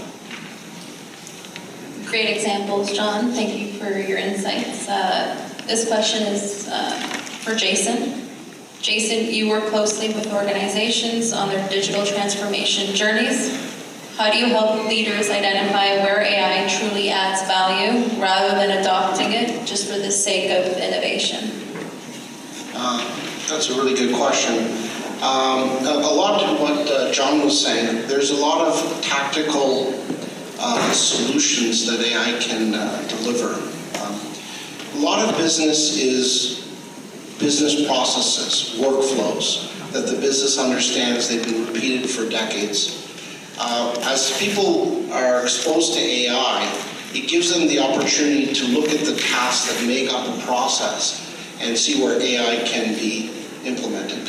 Yes, you can go much more strategic with AI, but as an initial starting point, using it within the workflows that are part of your day-to-day activities can result in huge savings. So maybe I'll just give you a couple of examples. I wear two hats.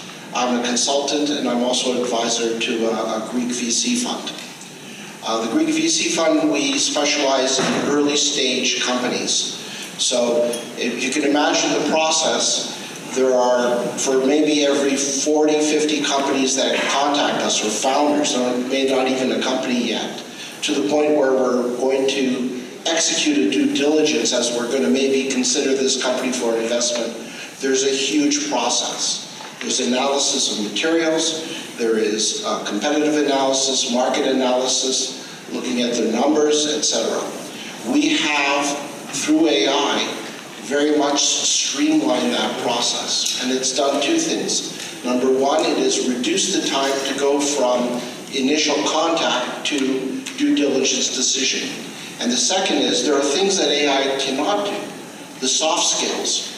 How does this founder get along with his staff? Other things. It allows us to focus on softer things that as we're trying to get those details, we might miss the softer things. So we add that too. In the words of my general partner, what it allows us is to spend more time out there than in here.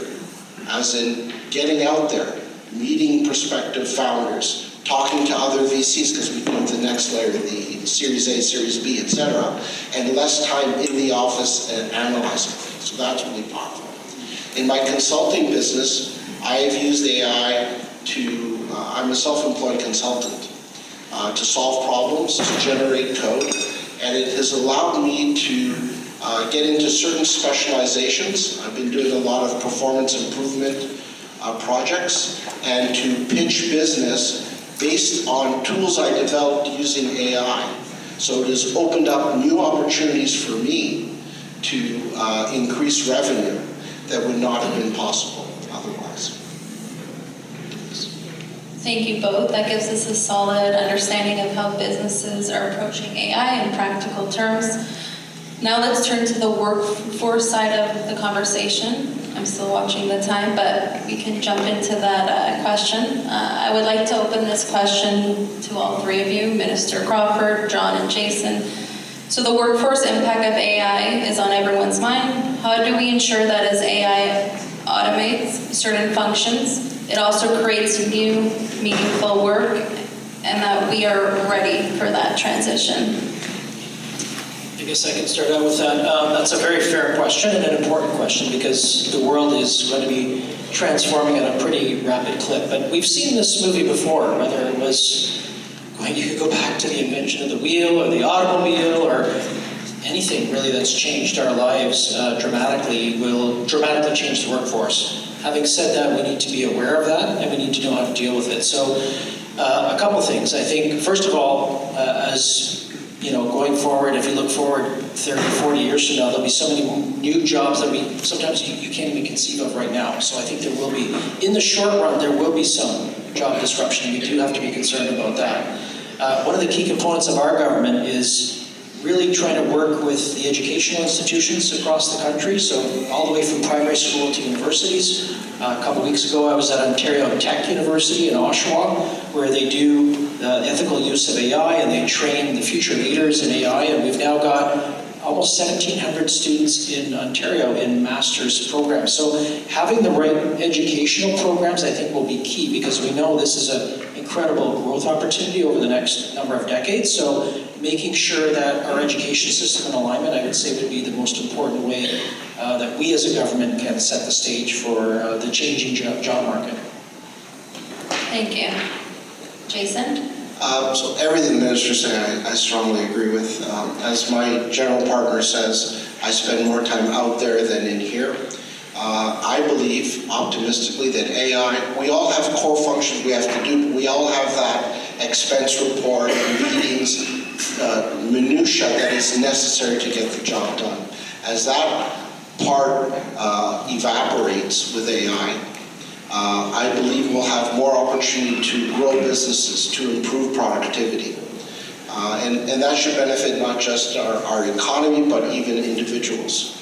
Unfortunately, like with all transitions, there will be people that are lost in the process. I do hope that companies are more, I would say, strategic in thinking, hey, now that we can reduce this department, how can we increase and build business with all these people that truly understand our business now that they have more free time to do things? And I think companies that do that are going to be the ones that really accelerate. Echo a little bit of what Jason was mentioning. I see that AI can employ a lot of people. AI needs a lot of oversight. It needs a lot of leadership. In validating strategies, validating results is going to be a constant with AI.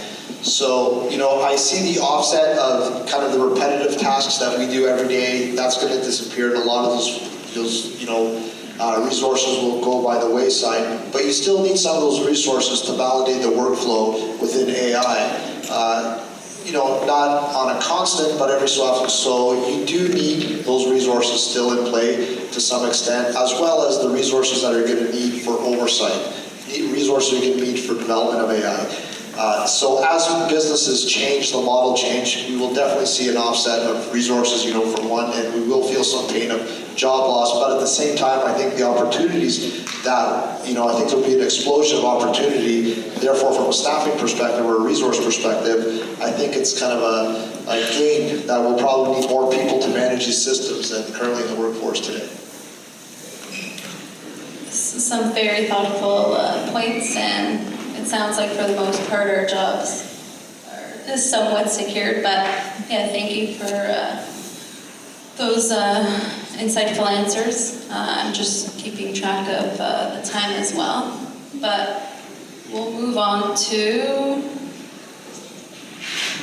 so I think kind of the final question for all three of you, Minister Crawford, Jason, and John, is what's the most important, I know we talked a lot about Canada in general, so what's the most important action Canada should take in the next 12 months to ensure AI strengthens both our economy and our society? Well, I guess I could start out with that. I think the Canadian federal government could follow the lead of the Ontario government in terms of setting up our AI trustworthy framework, where we've put certain guardrails in place. I know I was out at a first provincial territorial meeting back in September, and the other provinces and the federal government were actually looking to Ontario as a leader in terms of setting up a framework with this, with Bill 194, which we passed last year, which sets up that framework. So I think that's very important. But I do think it's, as I mentioned earlier, a collaboration between academia, business, and government. And one of the other gentlemen mentioned about governments worldwide as well. This is not just a Canadian issue. This is an issue that's going to affect everybody globally and the repercussions of it. So, having discussions with other countries, with other, I think is going to be critically important to getting that framework in place so that we live in a better world, not a worse one. So collaboration among countries, I think, is going to be critically important as well. Okay. I'm going to answer this one a little sideways. I was recently at a AI meetup where people demonstrate things they've done with AI, and somebody developed a beautiful website that provides Canadian tax planning for all 13 jurisdictions, and he used an AI tool and it had zero code, so he literally wrote the specs for it. Now, how was he able to do this? Well, he has a passion for tax planning, even though he's a software developer.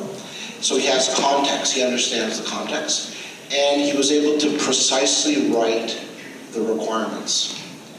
To use AI effectively is actually not a technical skill.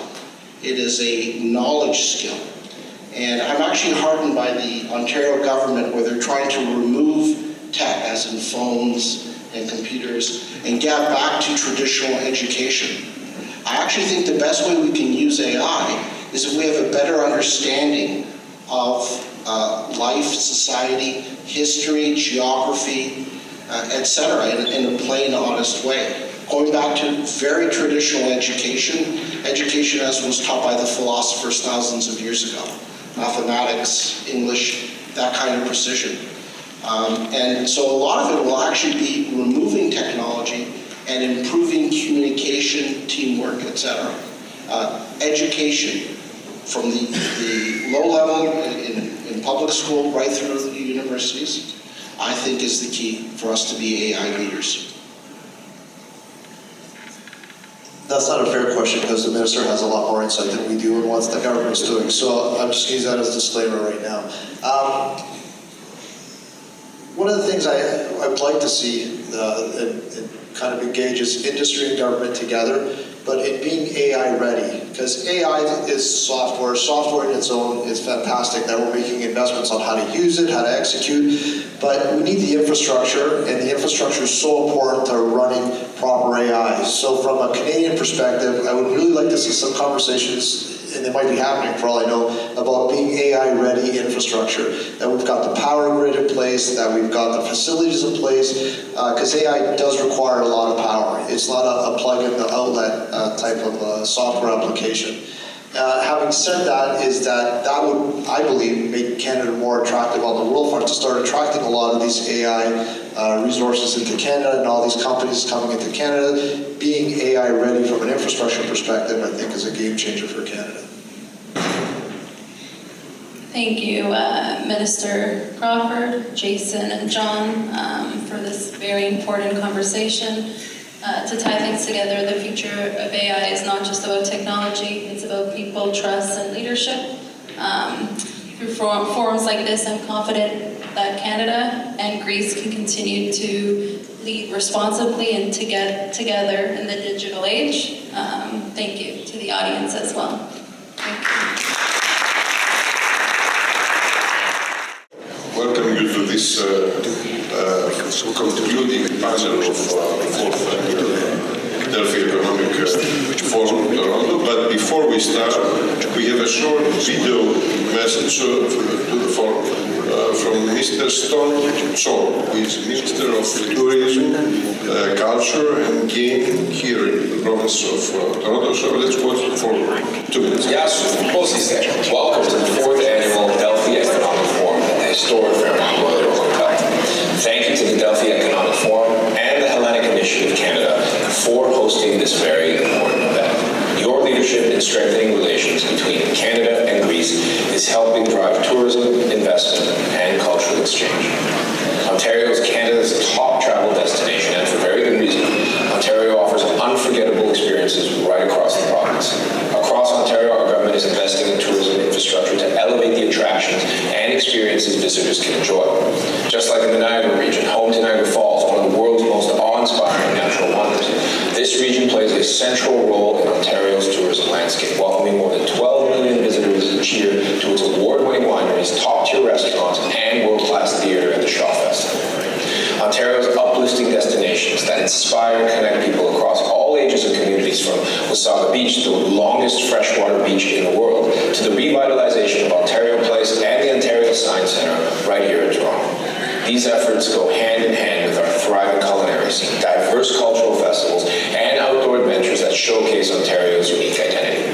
Together, these experiences protect and promote what makes Ontario such a special place to live, visit, and invest in. Thank you again for your dedication to tourism and economic development, and I look forward to building lasting partnerships that showcase the best of Ontario and Greece. I am joined with 4 distinguished participants whose different professional paths reflect this diversity and dynamism of this connection. Next to me on the left, first is Mr. Alexander Georgiadis, and after is Mr. Soleas, John Soleas, and Mr. Katsanevas, Kostis Katsanevas, and also Mr. Mike Onatos. I'm not going to give you their CV analytically, you can find it in the program to save some time, but together our aim is to highlight how the energy and creativity of the global Greek community continue to build and enduring bridges across the Atlantic. I would like to begin with Mr. Georgiadis, who is president of the Greenhouse Food here in Canada. Probably most of you know him well. And he will talk how Greek cuisine has transformed the North American food landscape from feta and olives to Greek yogurt, and how these flavors reflect both economic success, but also cultural influence. Mr. Georgiadis. Thank you.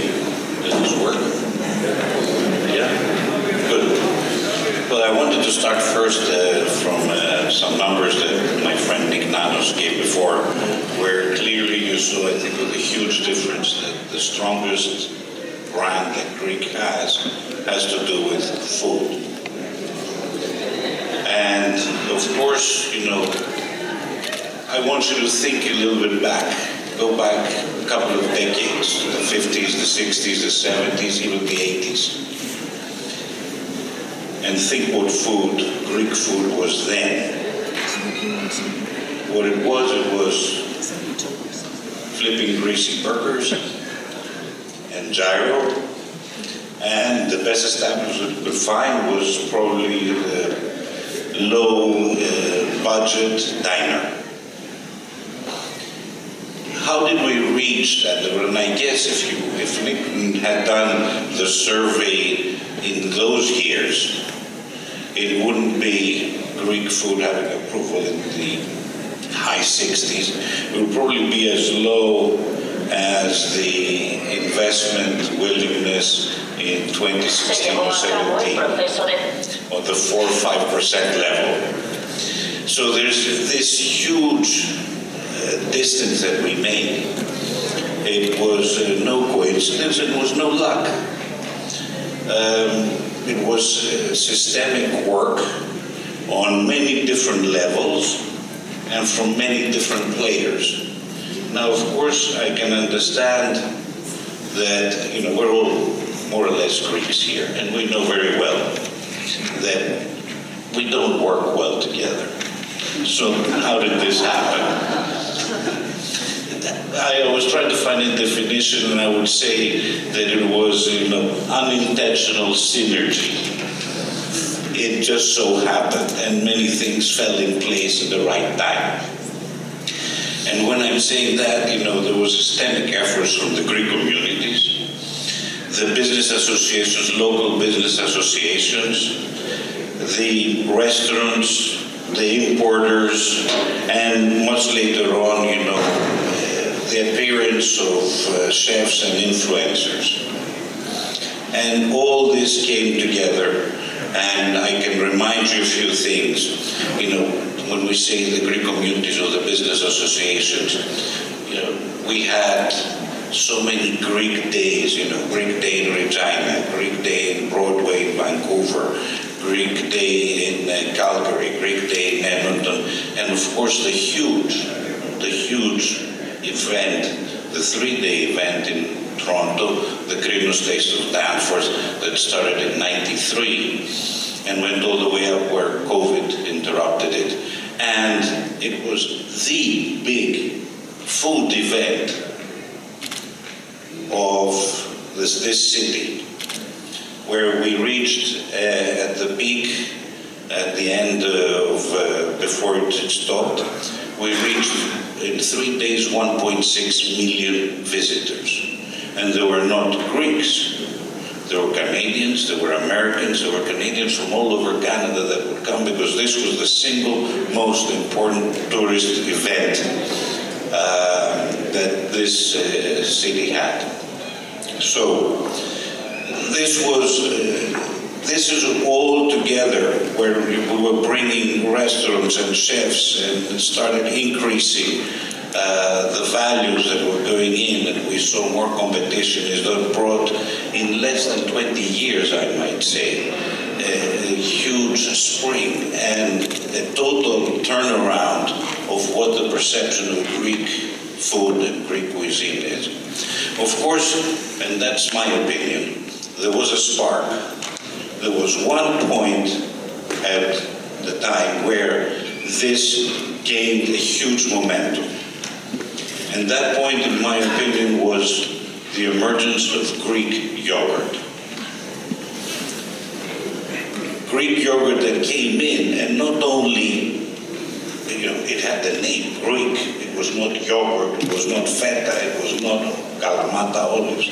Greek yogurt managed to have a huge impact and change completely the whole yogurt industry in both the United States and Canada. And you had, and I'm sure Mike will talk later on about this, when we talk about restaurants now, because that's the manifest where really people can actually see what's going on. The Greek restaurants today in New York, in California, in Florida, all over the United States, all over Canada, are the top restaurants, are the best. We started from flipping burgers with a huge distance that separated us between the Italian, the French, the Spanish. And today, the top restaurants are Greek. The most expensive, exclusive restaurants with fusion cuisine, with incredible chefs. And one thing we have to notice also, this is not just here in North America. This has happened also in Greece. Greece, over the last 10 years, is a food destination.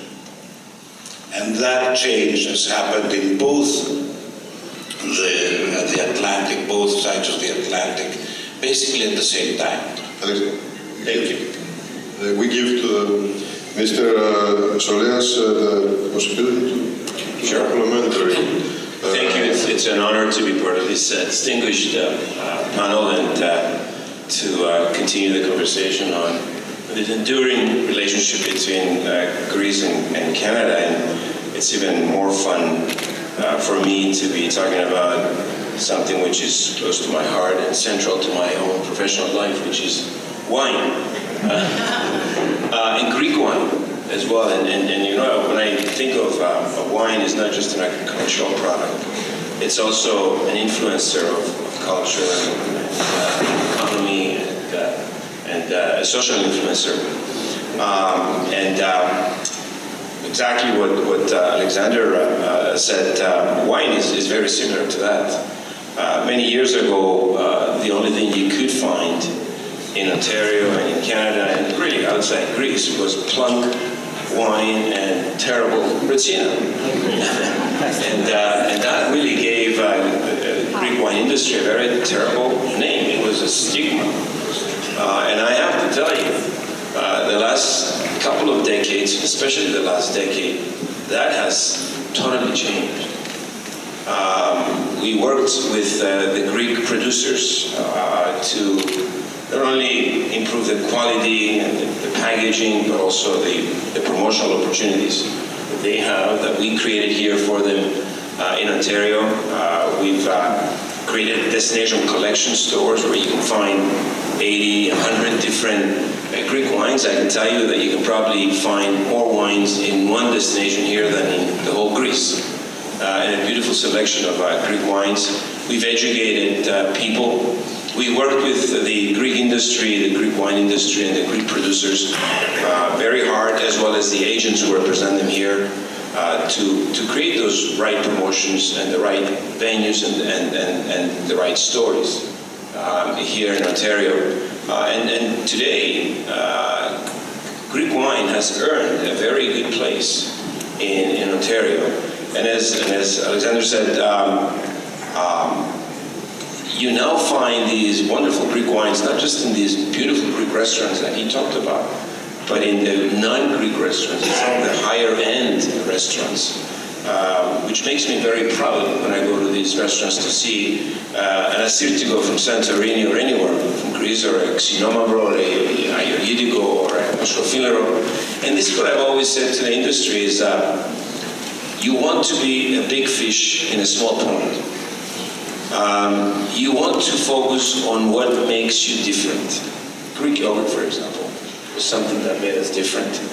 Our Assyrtiko makes us different. These are indigenous varieties that no one else has.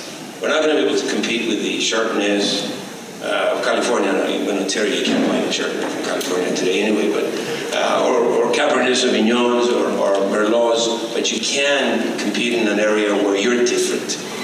So all of that has really helped the industry, but it's also helped me to convince the Greek industry to spend and invest more in the market here. And I'm happy to say that they now have an ambassador of Greek wines across Canada.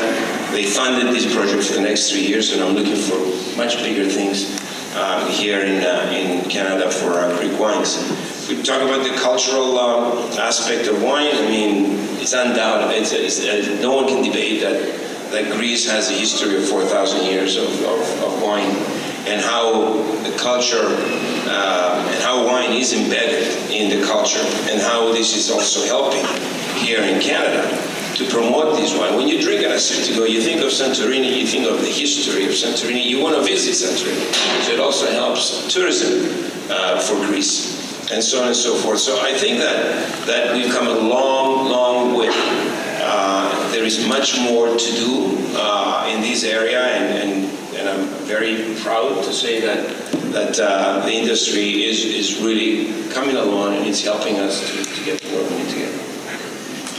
Now, Mr. Kostis Katsanevas, entrepreneur and educator, will give us a different approach. He will talk about some knowledge of tribal society beyond tourism and maybe agro-industry. So I'll try to segue from food and wine a little bit more towards the way that I view that we need to invest in Greece, especially as a diaspora. It's really important, though, to note that we have these two really important individuals in integral industries in Canada, and the fact that they support our culture is something that we need more of. So, another thing we need maybe less of, I would say, is this idea of tourism. And this is something that Nick Nanos mentioned in his research. The fact that, we have a lot of Canadians that aren't necessarily just Greek, that want to visit Greece so much, but at the same time they don't want to invest in Greece, or they fear investing in Greece, is a problem. So let me take a step back. I'm a child of Greek diaspora who came home, essentially. I grew up in Toronto. I went to the Krinos Danforth Greek Festival. I was the president of the Greek Students Association. I did it all, essentially. And one thing that stayed with me, this acute sense of the differences between the two countries.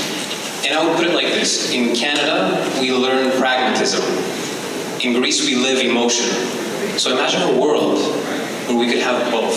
So where we would reason with soul and structure with Canadian pragmatism. I think that should be the vision of the Greek diaspora and the Greeks as well. So when I moved to Greece, I noticed something, and that kind of connects these dots, and I'm really happy that this was the major theme that I noticed in the Delphi conference, was that the diaspora see Greece through the lens of summer and sea, oftentimes. I have many friends here who are supporting me as well, who would, I see them booking tickets to Mykonos, but not booking tickets to Athens for a meeting. Thankfully, I've strayed them away from Mykonos to more wholesome places, and that's a personal feat.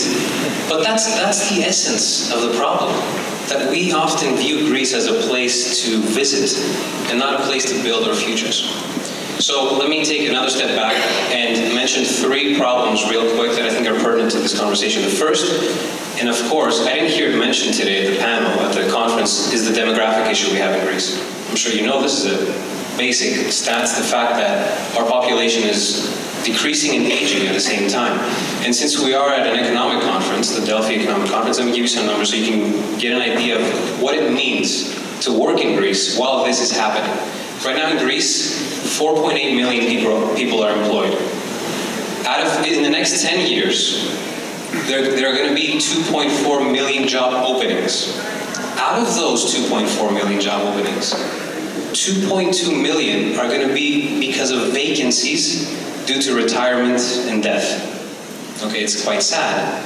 But the fact of the matter is that we're not creating jobs. We're leaving them open and vacant for the next generation to fill them up. And that's a problem. The next issue is that we have a splintered economy. We have this issue of dualism, as it's called. We have the types of industries that give less added value. Those are the ones that are growing the fastest. And you can imagine, of course, these are tourism, entertainment, retail, and other similar industries. And let me give you some numbers in this too so you can get some context. Right now in Greece, the tourism sector employs 600,000 Greeks. Out of those 600,000 Greeks, the majority are unskilled individuals who are working essentially either as waiters or as bartenders chefs, etc., medium-level skills, and only 17% of those 600,000 people are job positions that require university-level skills. Okay, so we have job openings, and we have the majority of these job openings in the next 10 years being low-quality jobs, the types of jobs that you wouldn't necessarily put on a CV. Okay, nothing wrong with being a waiter, of course.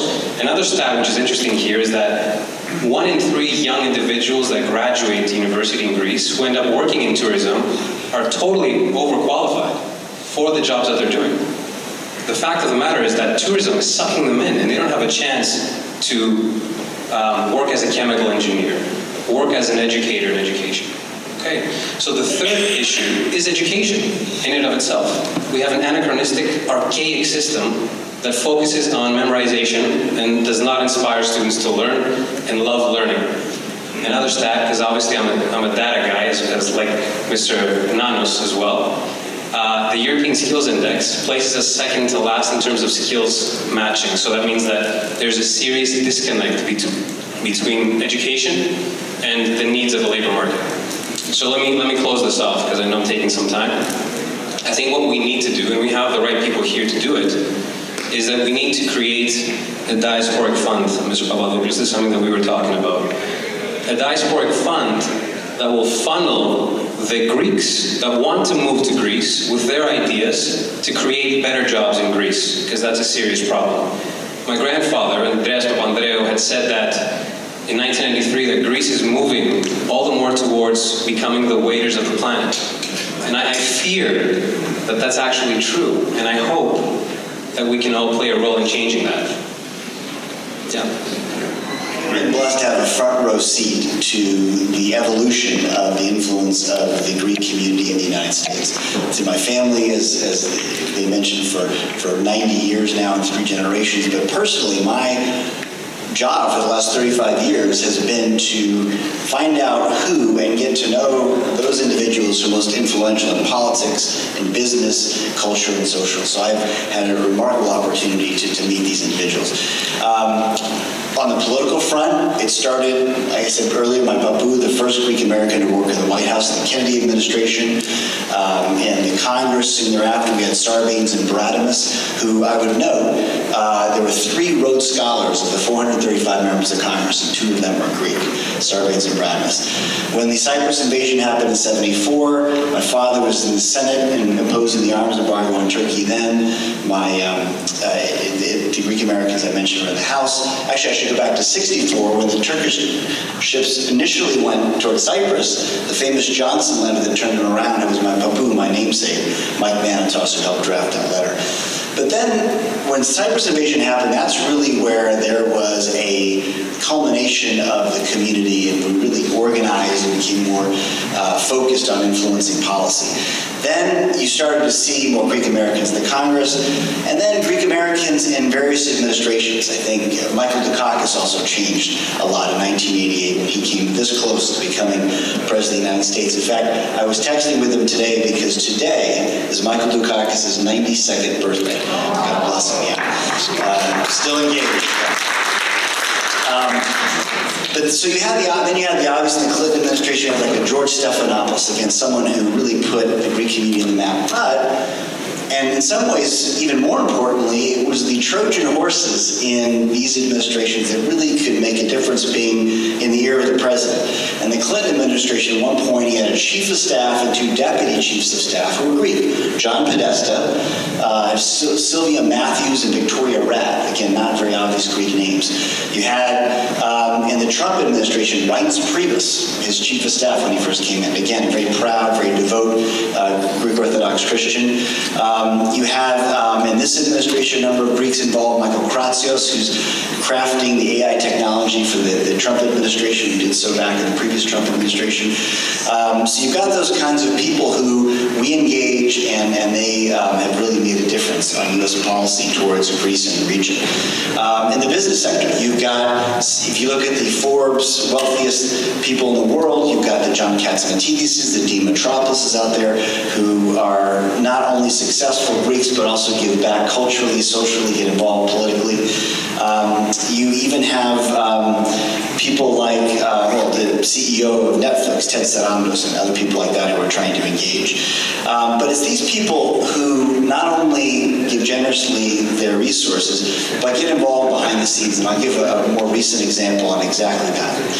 You may remember now, I guess 3 or 4 years ago, Prime Minister Mitsotakis gave an address to a joint session of Congress. It was the first time in U.S. history that a Greek Prime Minister had been given that honor of giving an address to a joint session of Congress.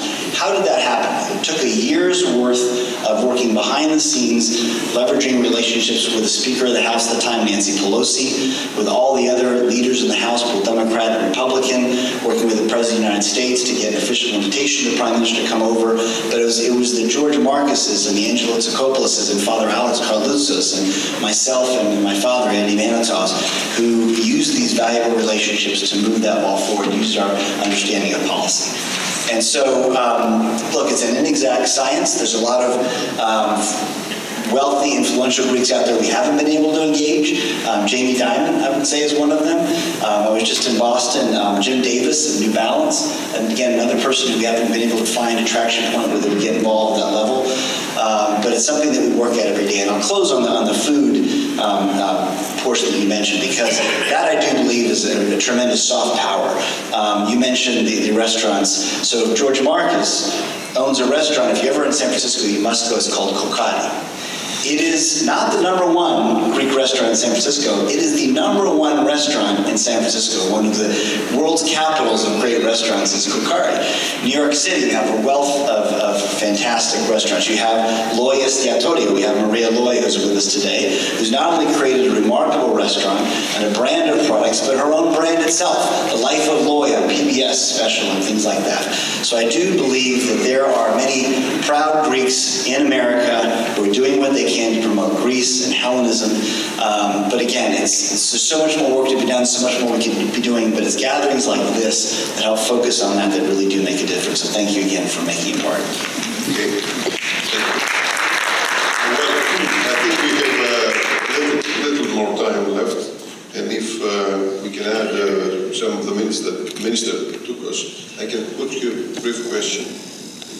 First of all, Mr. Georgiadis, do you think that this Mediterranean diet helped for this turning point described? I think we started off by trying to promote Mediterranean diet, but then the Greek became even more powerful. First of all, the Mediterranean was a little bit too hazy. What is exactly Mediterranean? I would like to go back and maybe we rethink a bit. We've been talking about the Greek crisis. It was a wake-up call, there's no doubt about that. But in many ways, in my mind, it was also a blessing. Why? Because until then, the big dream was to go work for the Demosio. When this happened, there was no Demosio. It was dead. So the young people, many left, there's no doubt, the brain drain that we were talking about, many left. But many went back to the village to work on the land, where the papudas or their parents were working. And that became, at least in my business, we were starting to meet people that were producing products, that were cultivating the land, that were in a different level. That helped a lot also. That helped in this revolution that became with the Greek products. So it was a very good thing what happened, and we have to look at the positive side. And now, if the top of the crop, the brain drain comes back, they are going to be experienced and they're going to really help the country move even further. Thank you. Mr. President, for this new era for Greek wine, the notion of terroir is important? I think it is important. I think that the fact that Greece has 300 unique varieties, of which 40 or 50 of them are cultivated today, and they're so different than any other varieties from around the world, That also makes a huge difference. But the reason why those varieties grow in Greece is because of the terroir. I mean, it's no different than evolution. These varieties, they go to places where they can grow, where they can find the right climate and the right soil. And I think Greece is becoming more and more known for those varieties around the world. And in fact, what we're seeing here, which is very exciting, is that there are many regions around the world that are now starting to plant those Greek varieties because they think that they will do well. I had a dinner with Angelo Gaia, who is a very famous Italian producer, who said, I'd love to produce Xinomavro in Piedmont. They are now producing Assyrtiko in Australia and in California. So the more of that happens, the more we will see the Greek yogurt story. Because these are Greek varieties. Okay. Now, Kostis, do you really believe that we can balance in Greece tourism, agro-industry, and knowledge-driven economy? Yes, of course, and I think I'm an example of it. I moved to Greece during a period of, catastrophic economic decline. In 2016, we even had capital controls, and it was very difficult to find a job. It's important to also know we are in a better place, but there are some issues with inequality in the country right now. Let me give you a quick example. Right now, average wages in Greece are the same they were in 2009, so pre-crisis time. And because of inflation, because everything has become so expensive, we're actually 40% poorer on average in Greece than we were in 2009. And there are still a lot of issues. Like, for example, the Greek government is actually more in debt now than they were in 2009. We were in debt 290 billion euros in 2009, and now we are in debt 400 billion euros. We just collect a lot more taxes, and it's a little bit more viable. It is the truth. So there are still a lot of structural issues that we need to look at, but the most important thing for Greece right now is to create quality jobs. And there are many industries. We talked a lot about energy in this conference. The energy sector in Greece is going to be one of the largest growing in terms of employment sectors in the next 10 years, growing at about 40% increase in new jobs. So there are certain areas that we can find and invest in, and as a diaspora, but also, especially as a Greek government, that we can invest in, create more quality jobs, and create that knowledge economy that we really do need in Greece, and shift a little bit away from tourism. And Mr. Manados, I heard you this morning to underline the importance and the role of the third and the fourth generation. I would like to persist on the fourth generation. What is the most important way to create real ties between fourth generation and Hellenism? Because these ages, they don't even speak Greek, most of them. So, what can we do? So that's a great question. I'm blessed to serve on about 5 national Greek American organizations, Leadership 100, serve on the executive board of Leadership 100, the Archons, the Ecumenical Patriarchate, the National Hellenic Society, the Archdiocese of America. And every one of these organizations has the same question. And every organization is trying to do what they can to engage. But I think it was well said when the current Archbishop of America, Abdullah Foros, came in, and he was enthronement about 5 years ago now. And his targets of what he was trying to do, he listed the second thing was to re-engage the strangers among us, meaning the converts and youth. And he said, and to meet them where they are. And I think that is the key. And there's some programs that are doing that very effectively. We've got this National Hellenic Society, I mentioned earlier, has a program modeled after Birthright Israel, where it's an immersion program. My daughter did it this summer. And they're over there for 2.5 weeks of classes in language and culture and history, but also meeting other Greek Americans, being paired with Greek students at the American College of Greece, traveling, having fun, but coming back just fully ignited. The flame, as I said, every Greek is born with a pilot light of Hellenism. It's up to us to ignite that flame. So what that is for my kids is different from other fourth generation Greek Americans, but the important thing is to understand that we need to meet them where they are. We can't just keep trying to re-explain what we're currently doing. We need to understand, okay, we for example, trying to find a job in their industry, offering them internships in that industry, offering them, ways to introduce them to someone who can guide them and mentor them in that industry. And by the way, it's a Greek American. And those are the kinds of things I think that starts to bring them back and help them understand what I think everybody in this room, by definition, because you're here, understands and appreciates that we were blessed to be born Hellenes, and that we were given certain gifts that many others can't claim. And I think the further each generation gets away from that immediate connection to the homeland, the harder it is for them to understand and appreciate that. But I think there are effective ways to help them appreciate that. And once they see it helps them with what they want to do, then they'll be more focused on becoming more Greek. Okay. Well, I think that we gave food for thought, but some thought for food and wine. And I thank you all. First of all, you and Mr. Georgiadis, Mr. Soleas, Mr. Katsanevas, and Mr. Donatos. But the final word is from Mr. Somokos. After 8 hours, as Mike said, they made more speeches. I would like only to thank Mike because his family has done a lot to promote the Greek interest in the world's capital this year. And thank you very much. Give your father great reward.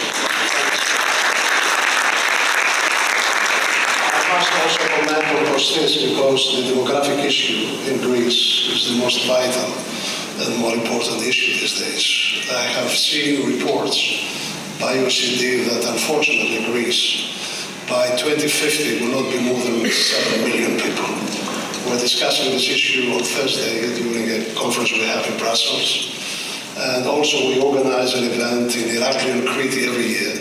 This is specifically on demographics. So I don't know how we're going to revert this trend and have, more people by 2050 in Greece. I would like also to thank George and Alexandros for promoting so well the Greek products in Canada. The only disagreement I have is that Retsina is a good wine. I must tell you, my grandfather was from Asia Minor, and I remember how good Retsina we have had in the 60s and 70s, etc. So, but congratulations again of what we are doing. So this is the last moment. I would like to thank you all for your patience, for your participation. Many thanks to our ambassador, Madame Dimakis, thank you very much. The co-presidents of the Hellenic Initiative, Alexandros and John, and of course all our friends around. Annie, thank you very much. Effie, Ambassador Peck, everyone. So I take 4 things that perhaps we need to improve for next year. One is that perhaps we need to make a little more rich content. We had an excellent content this year, but we always have to improve by new topics, new themes to discuss. We need also, as a second item, to penetrate a little more the Canadian business community. I had a discussion, I said this morning, with Mr. Argidis. His business council represents 170 Canadian companies.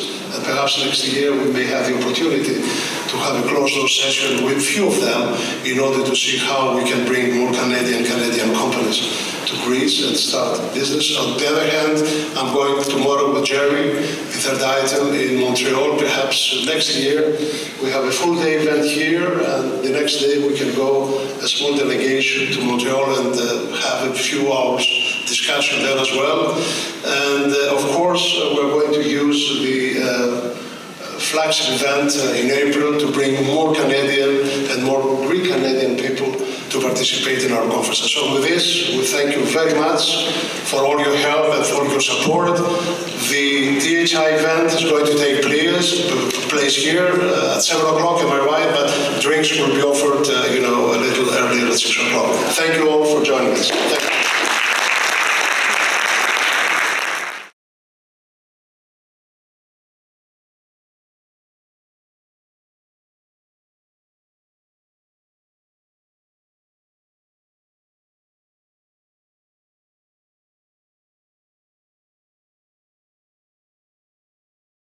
GrecaTV is the television of the Greek diaspora, a place where news, music, interviews, and cultural shows keep our Hellenic spirit alive across Canada and the world. Founded by Bill Fatsis, a retired justice, politician, and community journalist, GrecaTV is his lifelong dream to preserve Greek language, faith, and heritage for future generations. And it's completely free, anytime, anywhere. Bill invites you all to join him. Watch GrecaTV, celebrate your culture, and support his vision by watching and advertising with GrecaTV. Together, we keep our heritage strong.